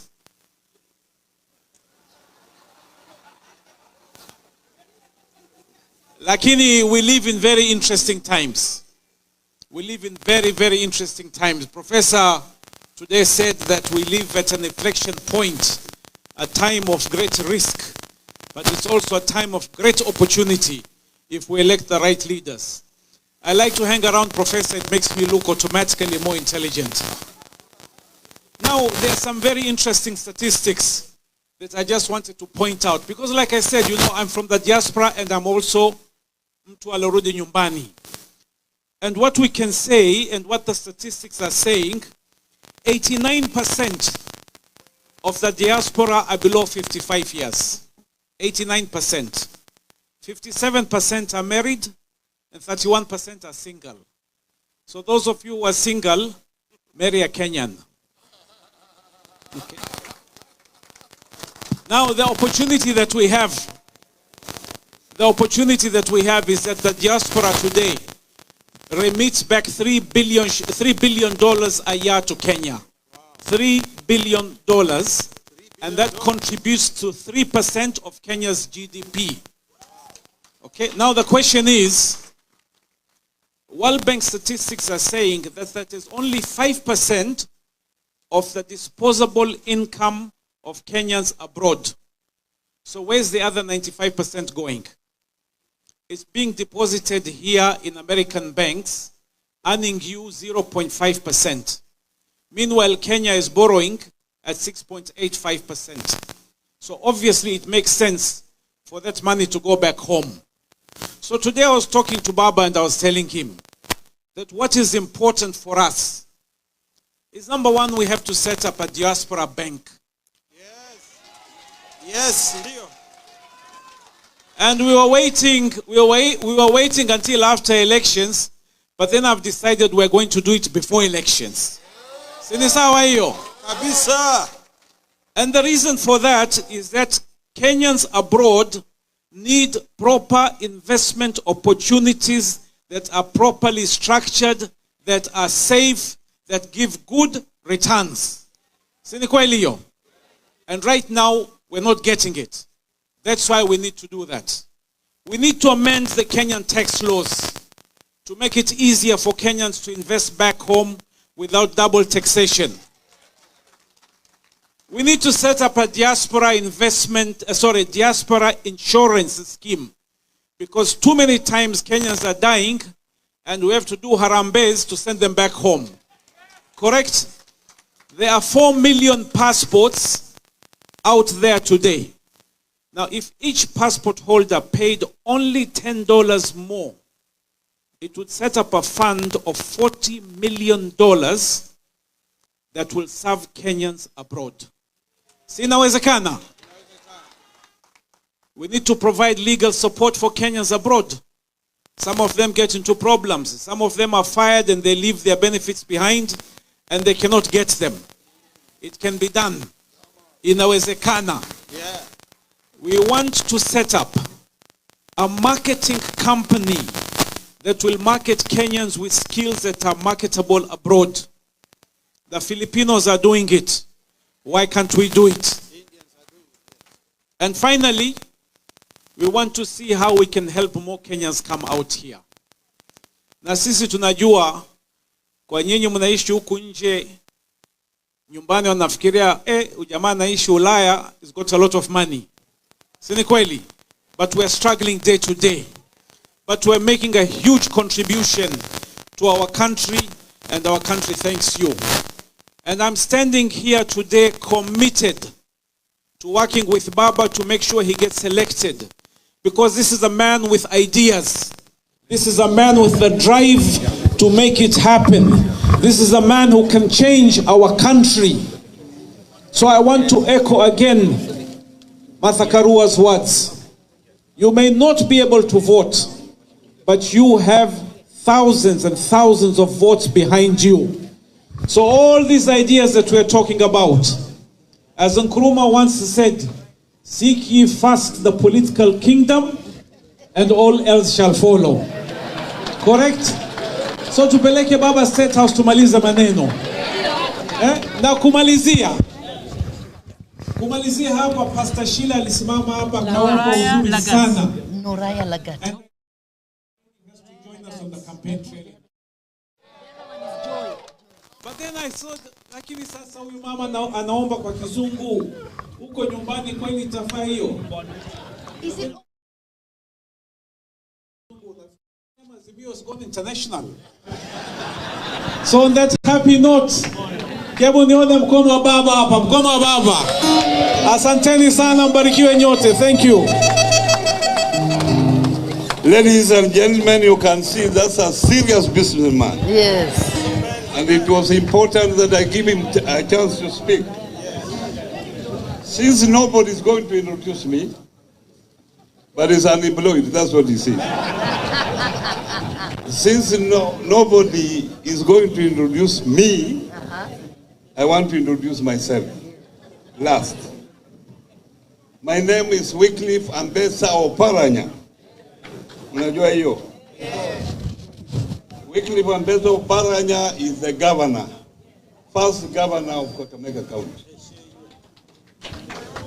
Through the courtesy of Baba, I also sit on the Presidential Advisory Council, and I also chair the Coalition Executive Council, and I'm also the Deputy Party Leader of ODM, the largest party in East and Central Africa. Unaona hiyo yote? So, ladies and gentlemen, it is amazing today. And I want to thank the conveners of this meeting that you have done a good job to bring all Kenyans. And I know Kenyans, you came here to listen to Baba as your incoming 5th President of the Republic of Kenya. But remember, those of you I met before, I was Minister for Planning.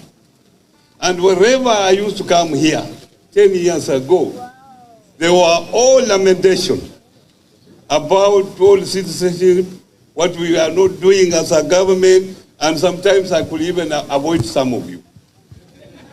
But today is amazing.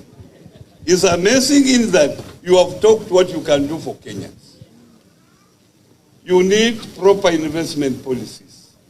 You can create jobs for Kenyans through the ICT and so on. I'm really happy that your viewpoint has really changed.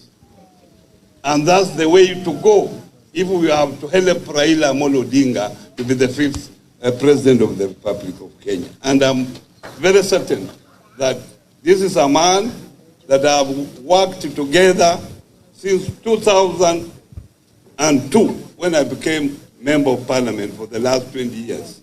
And I know what he can do and what he cannot do. And I don't want to talk about it here. It will take me the whole day. Otherwise, I want now to take this opportunity, all of you to stand so that we can now welcome Raila Odinga to speak to us. Okay.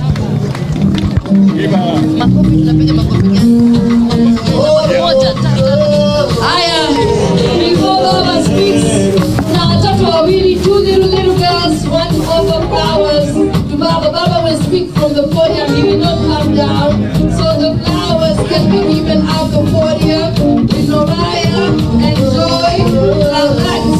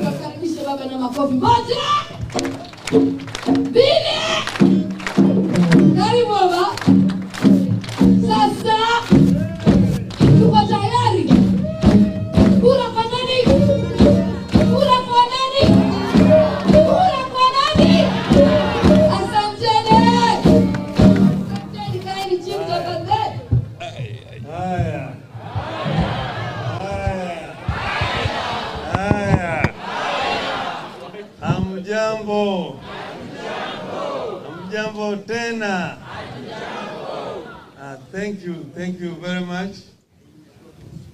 I have been sitting here and listening to those who have spoken before here, and I felt that I was in a party somewhere.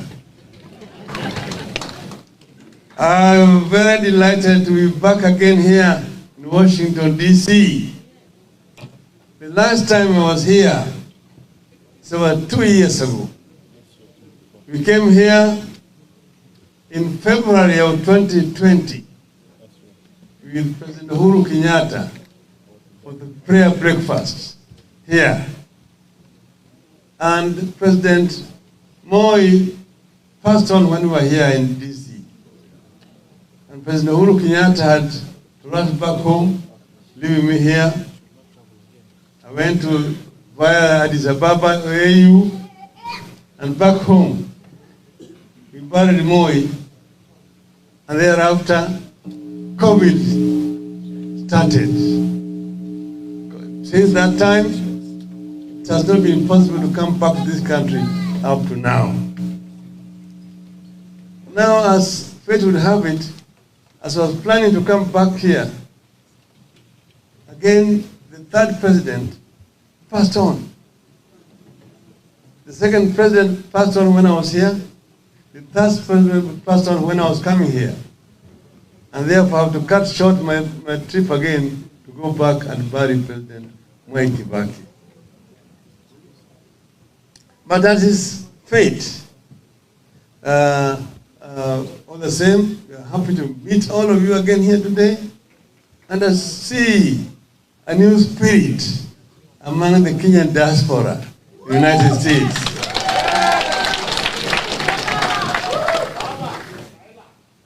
At the moment, I want to tell you that we are having serious challenges back at home. You know that the COVID has been with us for the last 2 years. It has brought a lot of suffering, devastated the economy. Some businesses have collapsed. There are a lot of problems. Secondly, the war in Ukraine, thousands of kilometers away from our borders, it's also having a very major negative effect on our economy. As you know that Kenya exports tea, coffee, cut flowers, fruits and so on to those destinations. So at the moment we are actually losing a market of over $100 million because of that. And then there's of course the drought. And as a result of all these prices of essential commodities like unga, like gasoline and so on have gone up. But Kenyans are actually feeling the weight. That is what is there right now, but Waswahili wanasema ati baada ya dhiki. Yeah. We are also now, as you have also all said here, facing an election in just about 90 days' time. And as you know, we are representing here a movement which is called Azimio la Umoja One Kenya coalition. One of the biggest coalition that has ever been assembled together in our region, very close to what we call NAC. Azimio has brought together 25 different political parties. And all these parties come together and have come up with a real manifesto and a program for change in our country. All that we want is a peaceful campaigns. We want a peaceful campaign and peaceful elections. So far, things have moved smoothly up to where we are. Barring a very nasty accident, an incident, recently somewhere in Osingishu. When we were supposed to, we went to attend a funeral of a friend of mine, late Mr. Kiboro. And then some goons were hired. And those goons actually wanted to kill us. Okay. And the attack was vicious. Why not for just the actions of the police officers? The damage could have been much more devastating. You saw what they did to our choppers and so on. But it was something that was properly planned. The police managed to arrest 15 goons that evening with bundles of money that had been given and weapons that we were supposed to use. Unfortunately, we did not go at the time they expected us to go there. I received information early in the morning that they had been hired to go there and come and heckle me and then attack me at the funeral. I decided to go when the funeral service was over. The people were burying.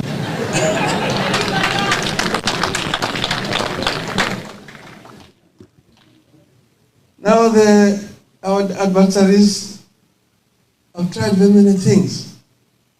They came up with first a very divisive ideology or that, oh, it is the rich versus the poor, the dynasties versus the hustlers. But that itself has not changed. Then they now came up with what they call bottoms up.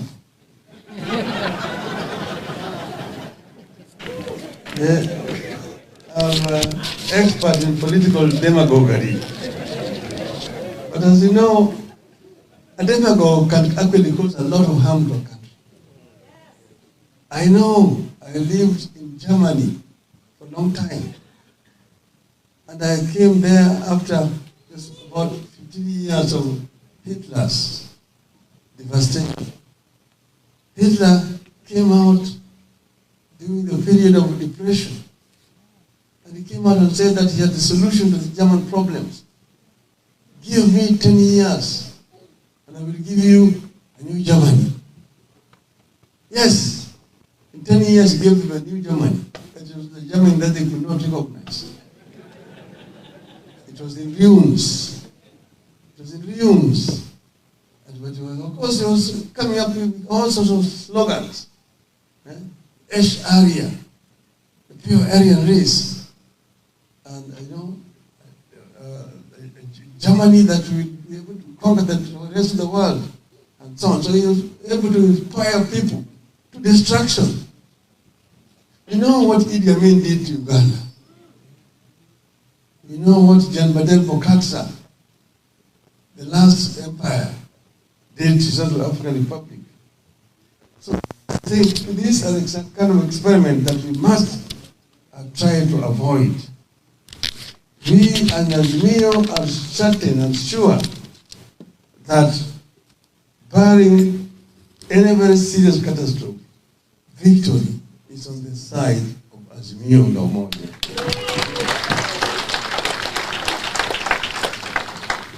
I've been saying, our country has had two liberations. The first liberation ended the colonial rule and brought political independence to our country after many years of colonial subjugation. Then, after that, a new independent regime came into the country, but through a succession of amendments to the Constitution, they established a very authoritarian dictatorial system where the people came, which brought a lot of suffering to our people. Kenyans are again to go back to the trenches to struggle for a second liberation. That came after many years of struggle. The second liberation came through the promulgation of a new constitution, the new democratic constitution in 2010. But then that said it was still enough. We have a new constitution, but Kenyans are not happy. That's why. Because you have not been able to address the issues that made Kenyans first to go to the trenches to fight against colonialism. I was present when they were struggling. And they were saying that we want Mzungu to leave, the African government to take over, to enable us to fight against three major enemies of our people: ignorance, poverty, and disease. 50, 80 years down the road, those enemies are still there. Some of them have even become stronger. And that's when listening to you people here, issues that you've been addressing here are all have a lot to do with those three major enemies of our people. And the founders of our nation had a dream, a Kenyan dream, like they talk here, this kind of the American dream. The kind of Kenyan dream, you find it in our national anthem. Lord, bless this land of ours. Justice be our shield and defender. We dwell in unity, peace and liberty. Plenty be found within our borders. That's the Kenyan dream. One, a God-fearing nation. That's why you started here with prayer. But the national anthem itself is a prayer. God bless the land of ours. Justice be our shield and defender. Justice can only be a shield and defender if there is democracy in a country. May we dwell in unity, peace and liberty. Unity, people are united. There's no discrimination on the basis of race, of ethnicity, of religion, of gender, of age. People are all equal in unity, peace and liberty. Peace is not just the absence of war. A hungry person is not a peaceful person. Peace and unity, people are united, and liberty. But more importantly, plenty be found within our borders. Plenty be found within our borders. That means a prosperous nation, a developed nation, where people live in prosperity. Nobody sleeps without food, hungry. Nobody sleeps in the streets without shelter. Every child has opportunity to get education. And anybody who is well sick can get proper medical attention.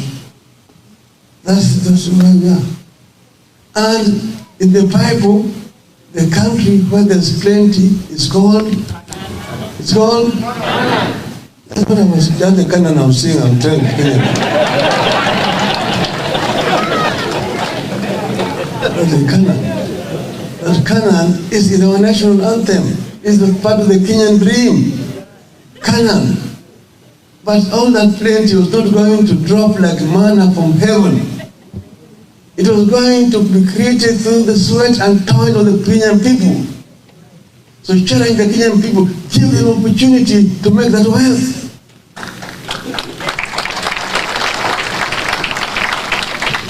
Our people can create that wealth. And that's why we said, saying we want to fight against these three major enemies of our people. And that's why we are saying, yes, through opportunities. First, in terms of the enemy, number one, ignorance. Each and every child born in our country shall get equal opportunity irrespective of socio-economic status of the parents. To get quality education from nursery, primary, secondary, tertiary, up to university level, depending on their God-given abilities. And once they've been trained properly in the required skills, they should be able to acquire meaningful jobs where they can be able to earn proper salaries to be able to transform their socio-economic status and support their parents. Not being told, kazi ni kazi, sukuma wilbara. Hello? Hello? Are we together? That's what you say. And then you also say that those who want to do businesses should get opportunity to do business through access to capital, where they don't have to pay any interest for 7 years until those businesses are mature. Kenyans can do it. And we're saying we also want to help our women to do business properly. In terms of agriculture, introduce smart agriculture, which is more rewarding. Make water available so that people do not have to depend on rain-fed agriculture. We can do this in very many ways. We can do it by harvesting the rainwater, constructing dams and ponds, so that when it rains, it floods, you can harvest that water and make it available during the drought, period of drought for people.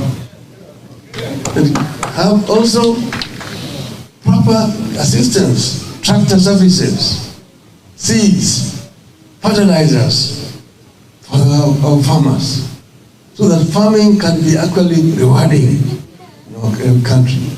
so the country can become self-sufficient in terms of food production. That is one area where we talk. The other one is value addition to crops coming from agriculture through construction of industries, so that you do processing. You don't just have to be exporting raw materials to other countries for relief. That way you're exporting labor out of the country. That is something that we are talking about. In terms of enemy number 2, which is number 3, health. Yes, she was mentioned this year. The other lady we have talked about here. Health is talking about availability, accessibility, and affordability. It must not just be available, but it must be accessible. You're talking about maternal health care. If it is available, but it is 50 kilometers away, somebody will die before you reach there. So it needs to be nearer where people are. That's why we are talking about at least level 3 housing facility in each and every sub-county. Then go there, you go to level 4, level 5, and then you have level 6 in each and every region. And don't just that facilities are available there. There must be doctors, there must be nurses, and there must be medicine and facilities all there.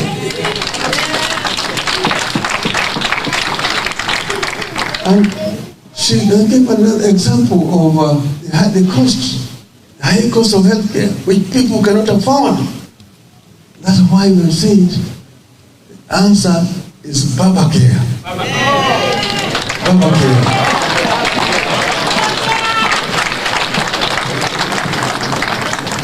Universal health care. Each and every Kenyan citizen, the children, the youth, the women, the elderly, all must be under health insurance scheme. Those who cannot pay the premium, the government will help them to pay. So that when they are sick, they can be able to afford Medicare, even if they don't have money.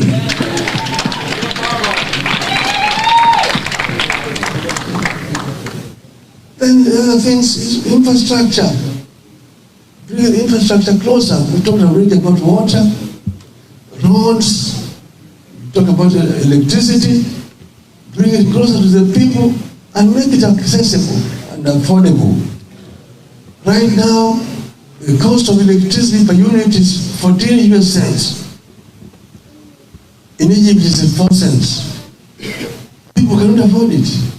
No wonder manufacturers are moving out and going to set up in Egypt and manufacturing there and then sending back to our markets. The other one, manufacturing has almost come to a standstill. Most factories which used to employ 200, 300, 1,000 people are all closed in industrial areas.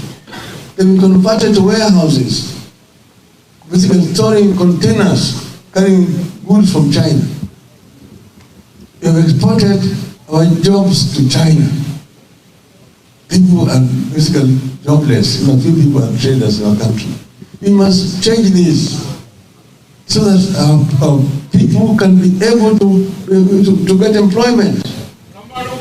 We are talking about textile. You begin from primary, grow cotton, as used to happen, and then have the textile industries. So you begin from the very beginning of raw materials, going up through the value chain of the finished product. That will also give a lot of employment for our people. So now I want to now look at the diaspora. The diaspora. The diaspora. And I've talked to people, and I'm always very frank. when I'm talking to the diaspora, because I've been part of you people. Sisi ni kama Waarabu wa Pemba. Najuana kwa vilemba. First, let me teach you people a bit. I was very disappointed during the recent voter registration exercise. I was all the time being pressed out. Number one, you want dual citizenship. Two, you want to vote. Want the right to vote. I made so much noise. When we were there at Thomas Bukenya, you would have Mother Karua here. We are delegates. We are talking on behalf of the diaspora. Professor Makau Mutua there. The diaspora should be allowed to have dual citizenship. Well, yeah. It was not easy. Not easy, but we pushed it until we got dual citizenship. I agree with you that we need to remove the other discriminating practice there, that you cannot become a diplomat if you are a dual citizen.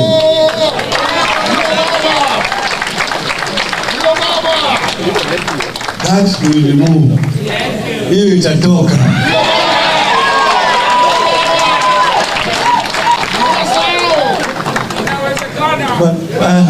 Inawezekana.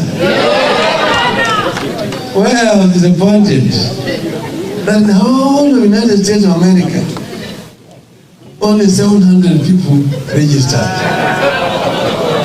as voters. I said, what a shame. What a shame. Shame on you.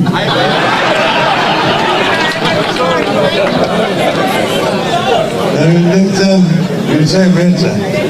But now, but I know there is no excuses about that, because I know that in the DC area alone here, there are over 2,000 people resident here, and only 200 registered. The distance, don't talk about distance. Yes, no excuse. But I know what you guys want. The other services, that issue of opening up counselor missions.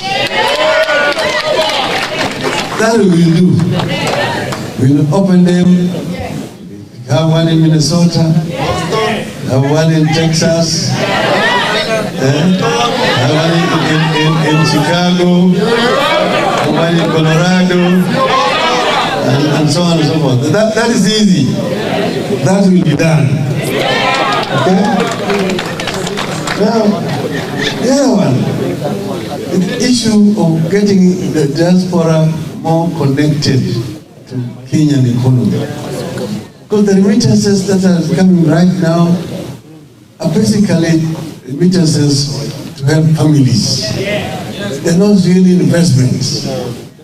And as Mr. Shabal told you guys, partly it is the problem of the mistake is with the system there. The government creating proper investment opportunities for the diaspora. Yes. So that you can invest. An investment in Kenya earn you much more than an investment here in the United States. Yes. Banks here, they will give you 3% investment, and you can get 6, 8, 10% back in Kenya. And we require this investment. Kenya does not need aid. What we require is trade and investment. So we want to create a proper, attractive environment first for our own citizens to invest, so that you can be able to reap more benefits out of those investments.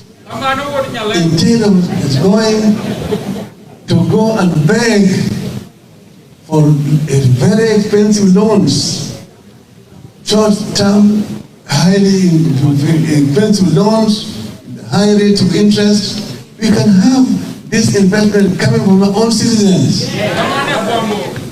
So we are going to create an office for diaspora investment.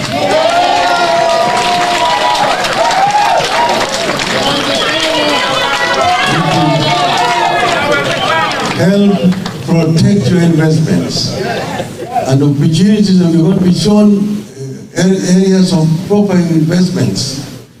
Anywhere you can invest. For example, you tend to now start up again affordable housing scheme.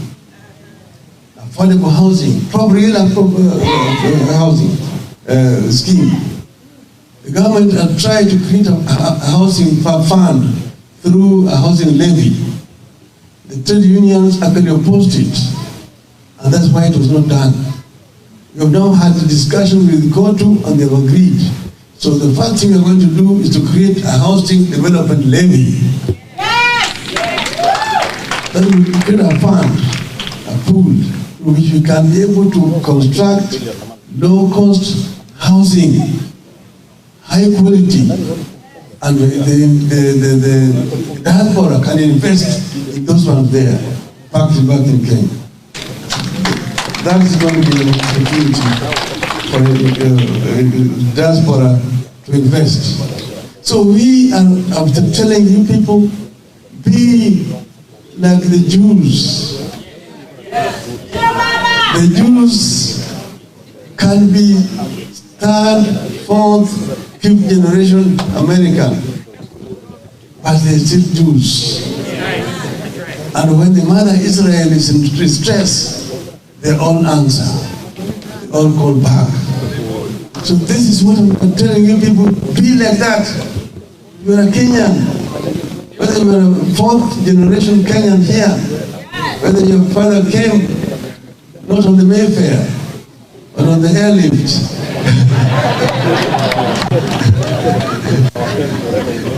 You're still a Kenyan.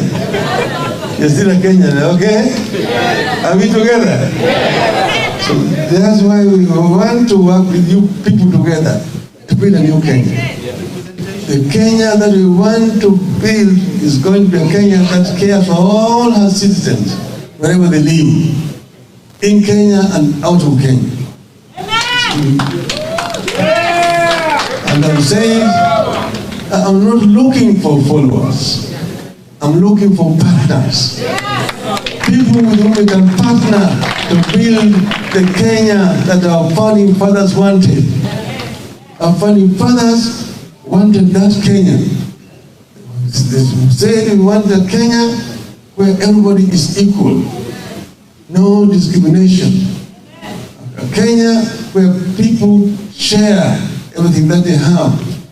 A Kenya where nobody sleeps hungry. A Kenya of opportunities, boundless opportunities. We have all those things in our country. Kenya is the cradle of mankind. All the fossils of humanoid species have been discovered in Kenya. We have got a lot of raw materials. So we are saying that Kenya does not need to be playing in the third league. Kenya needs to be playing in the first league. We do not want to be compared with the worst of the world. Oh, look at Somalia. Look at South Sudan. Look at Ethiopia. We are an island of peace in a sea of turmoil. No. Compare Kenya with Kenya's peers, Kenya's equals. At the time of independence in 1963, Kenya's economy was equivalent to that of South Korea. In terms of GDP, in terms of per capita income, in terms of levels of industrialization, in terms of levels of literacy, all the major economic indicators, Kenya and South Korea were equal. 58 years down the road, Korea's economy is 50 times bigger than that of Kenya. When I was Minister for Roads, I went to Korea to ask for assistance to give me equipment for road construction. They gave me $50 million of loan. And we bought equipment there, graders, excavators, tippers, compactors, all manufactured in Korea. Samsung is manufactured in Korea. Daewoo manufactured in Korea. Hyundai manufactured in Korea. You are still struggling to manufacture a needle.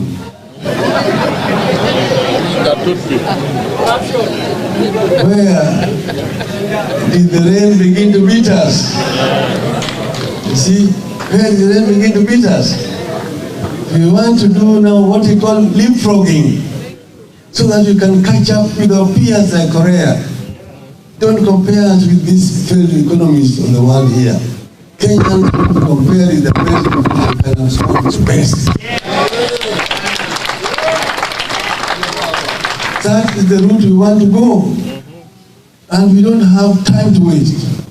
We don't want to have time to waste. We can run, and I'm confident we'll be able to catch up with our peers.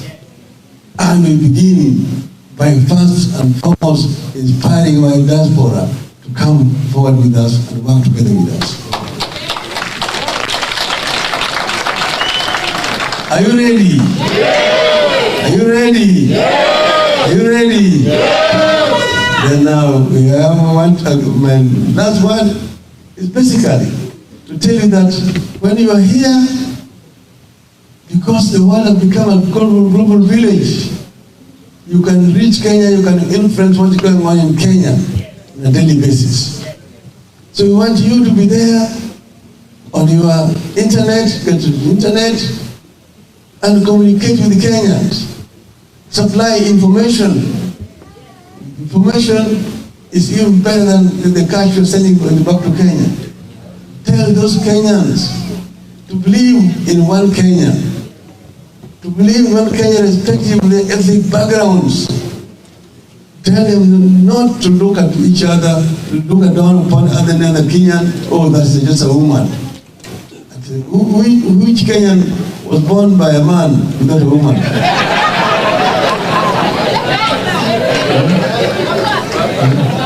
Which one? See, iko Mkenya ambaye alikuwa ana baba kwa kazi ya uzazi, kazi ya mwanaume ni sekunde tu.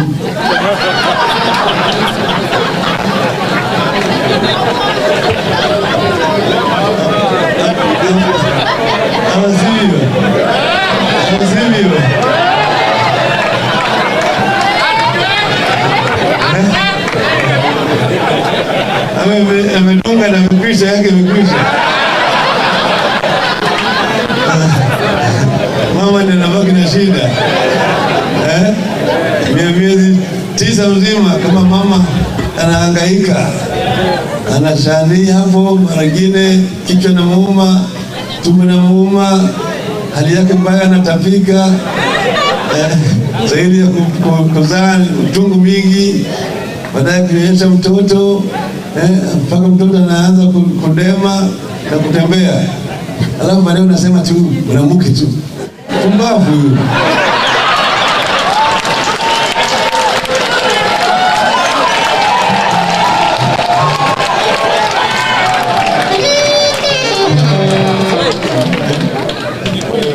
We must respect our ladies. Give them the respect that they deserve. Ama sivyo? Ama sivyo? And that's why I talk about affirmative action to lift our women, so that we can be able to play a role equal to that of our men. Mko tayari? Mko tuko pamoja? Azimio! Azimio! Azimio! Asanteni sana. Tusimame tupige makofi. Makofi hata. Asante. Your Excellency, asante sana. Vile umesema kuhusu wanawake ni kweli. Mwanamke ndio namba 1 na tunashukuru sana unatusupport. Asante, asante. Tukae chini tafadhali. Mheshimiwa, if you have a little bit of time, we only have 4 questions. questions. So kama unaweza kuuliza hayo maswali manne kabla tungeshukuru. Umetupa ruhusa kuuliza maswali manne? All right, at this point, many of you had your questions, but because of time, we cannot ask all those questions. However, because of also time, we are just going to go straight to the questions. After the questions, vote of thanks, prayer, and then after that, we can continue with the party after the delegates have left. So therefore, at this time, I would like to invite Steve Wema and ask everyone to sit down so that we can hear the questions.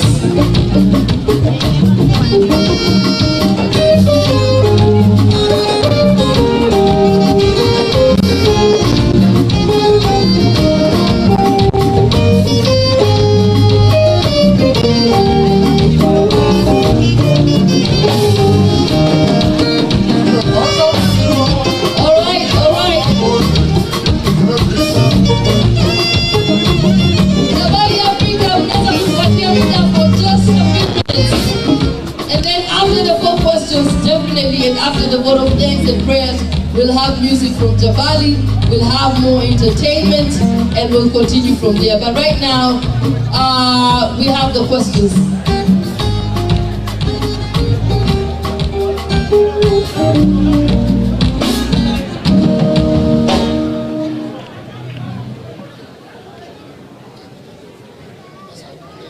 Hello everyone. First question. I am a business owner here in the US. My firm hires Kenyans remotely. However, as business owners, we have to pay very high taxes for hiring Kenyans. Can you set up a treaty with the US government that would allow employers to save money on the taxes? Before that, can we please sit down? We need some people to sit down on this side. We need you to sit down. We need you to kind of please lower your volume or your voices so that Your Excellency can hear the question. Yeah, the noise is coming from this corner, please.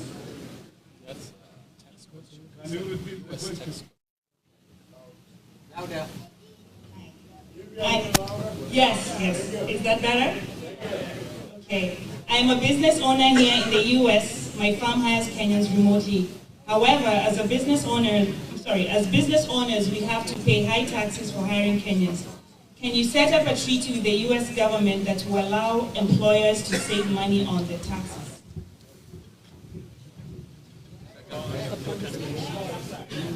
And the second question is, given the high number of deaths on our roads in Kenya, what will you do to rein in the traffic lawlessness and save lives? Yes. Question number 3. Since democracy dictates that there is no taxation without representation, how is Baba's government planning to ensure the diaspora community needs are heard through having a representative in your government? Question number 4. What will you do to tackle land fraud since so many people have been defrauded?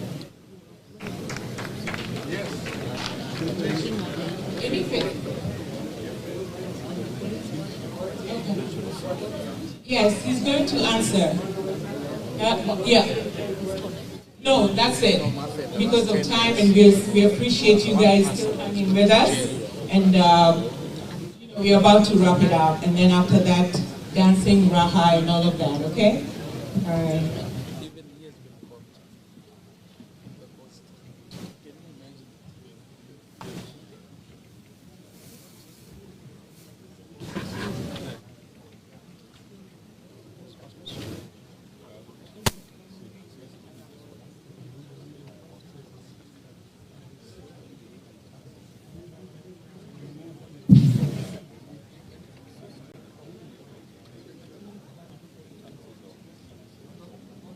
Thank you. Good evening, everyone. Azimio? Inawezekana? Baba? Asanteni sana. My name again is Memusi Kachori, MP for Kajiado Central. 2015 ilikuwa last born wa baba, lakini nimetoka kwa diaper sasa. Mimi ni champion kwa kuweka baba State House. There is one of the questions that have been asked here on land fraud. And first of all, let me just tell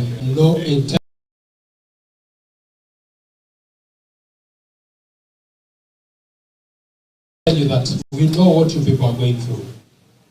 Many of you, we know, have lost their money through land frauds. I come, as I said, from Kajiado County, and Kajiado happens to be one of the places that you're losing a lot of money. But let me tell you this, the government had come up with a digitization process of title deeds. Baba, I want to request you, because that has not been actualized. The minute that thing was launched, cartels went in and frustrated the process. Baba, what I want to tell you is corruption is the root of all these things. Because the idea of digitization of title deeds was going to deal with land fraud. But cartels have flourished in that business that they frustrated the whole thing.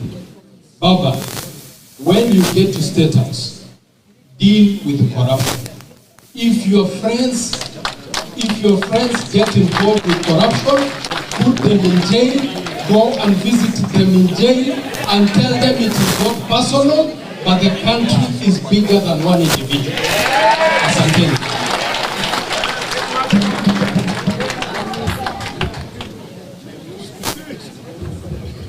Thank you. I think he's answered that issue very effectively. The issue of double taxation, I guess this has to do with hiring Kenyans here. You're talking about double taxation and you're talking about Kenya negotiating with the United States. I don't know how does that come in. I mean, because if it was something that is, if you're an American company employing Kenyans, then of course if it is in Kenya, then Kenyan laws apply. I don't see how the United States. The income is reportable here. You're required to report the income here, and you're taxed again here. So you pay the taxes in Kenya, but you're required to report that income in Kenya here. So you get double taxed. Oh, that I think is the U.S. actually. It's correct. So the U.S. will tax you because you have to report that income, and then you also are taxed in Kenya. I think that can be taken up during the bilateral negotiations or talk between Kenya government and the United States. That's correct, sir. Right. The other one was the issue of diaspora representation in the government. We are going to have an office specifically dealing with issues of diaspora in Nairobi, which will deal with all the issues that affect diaspora more effectively. Okay? Now,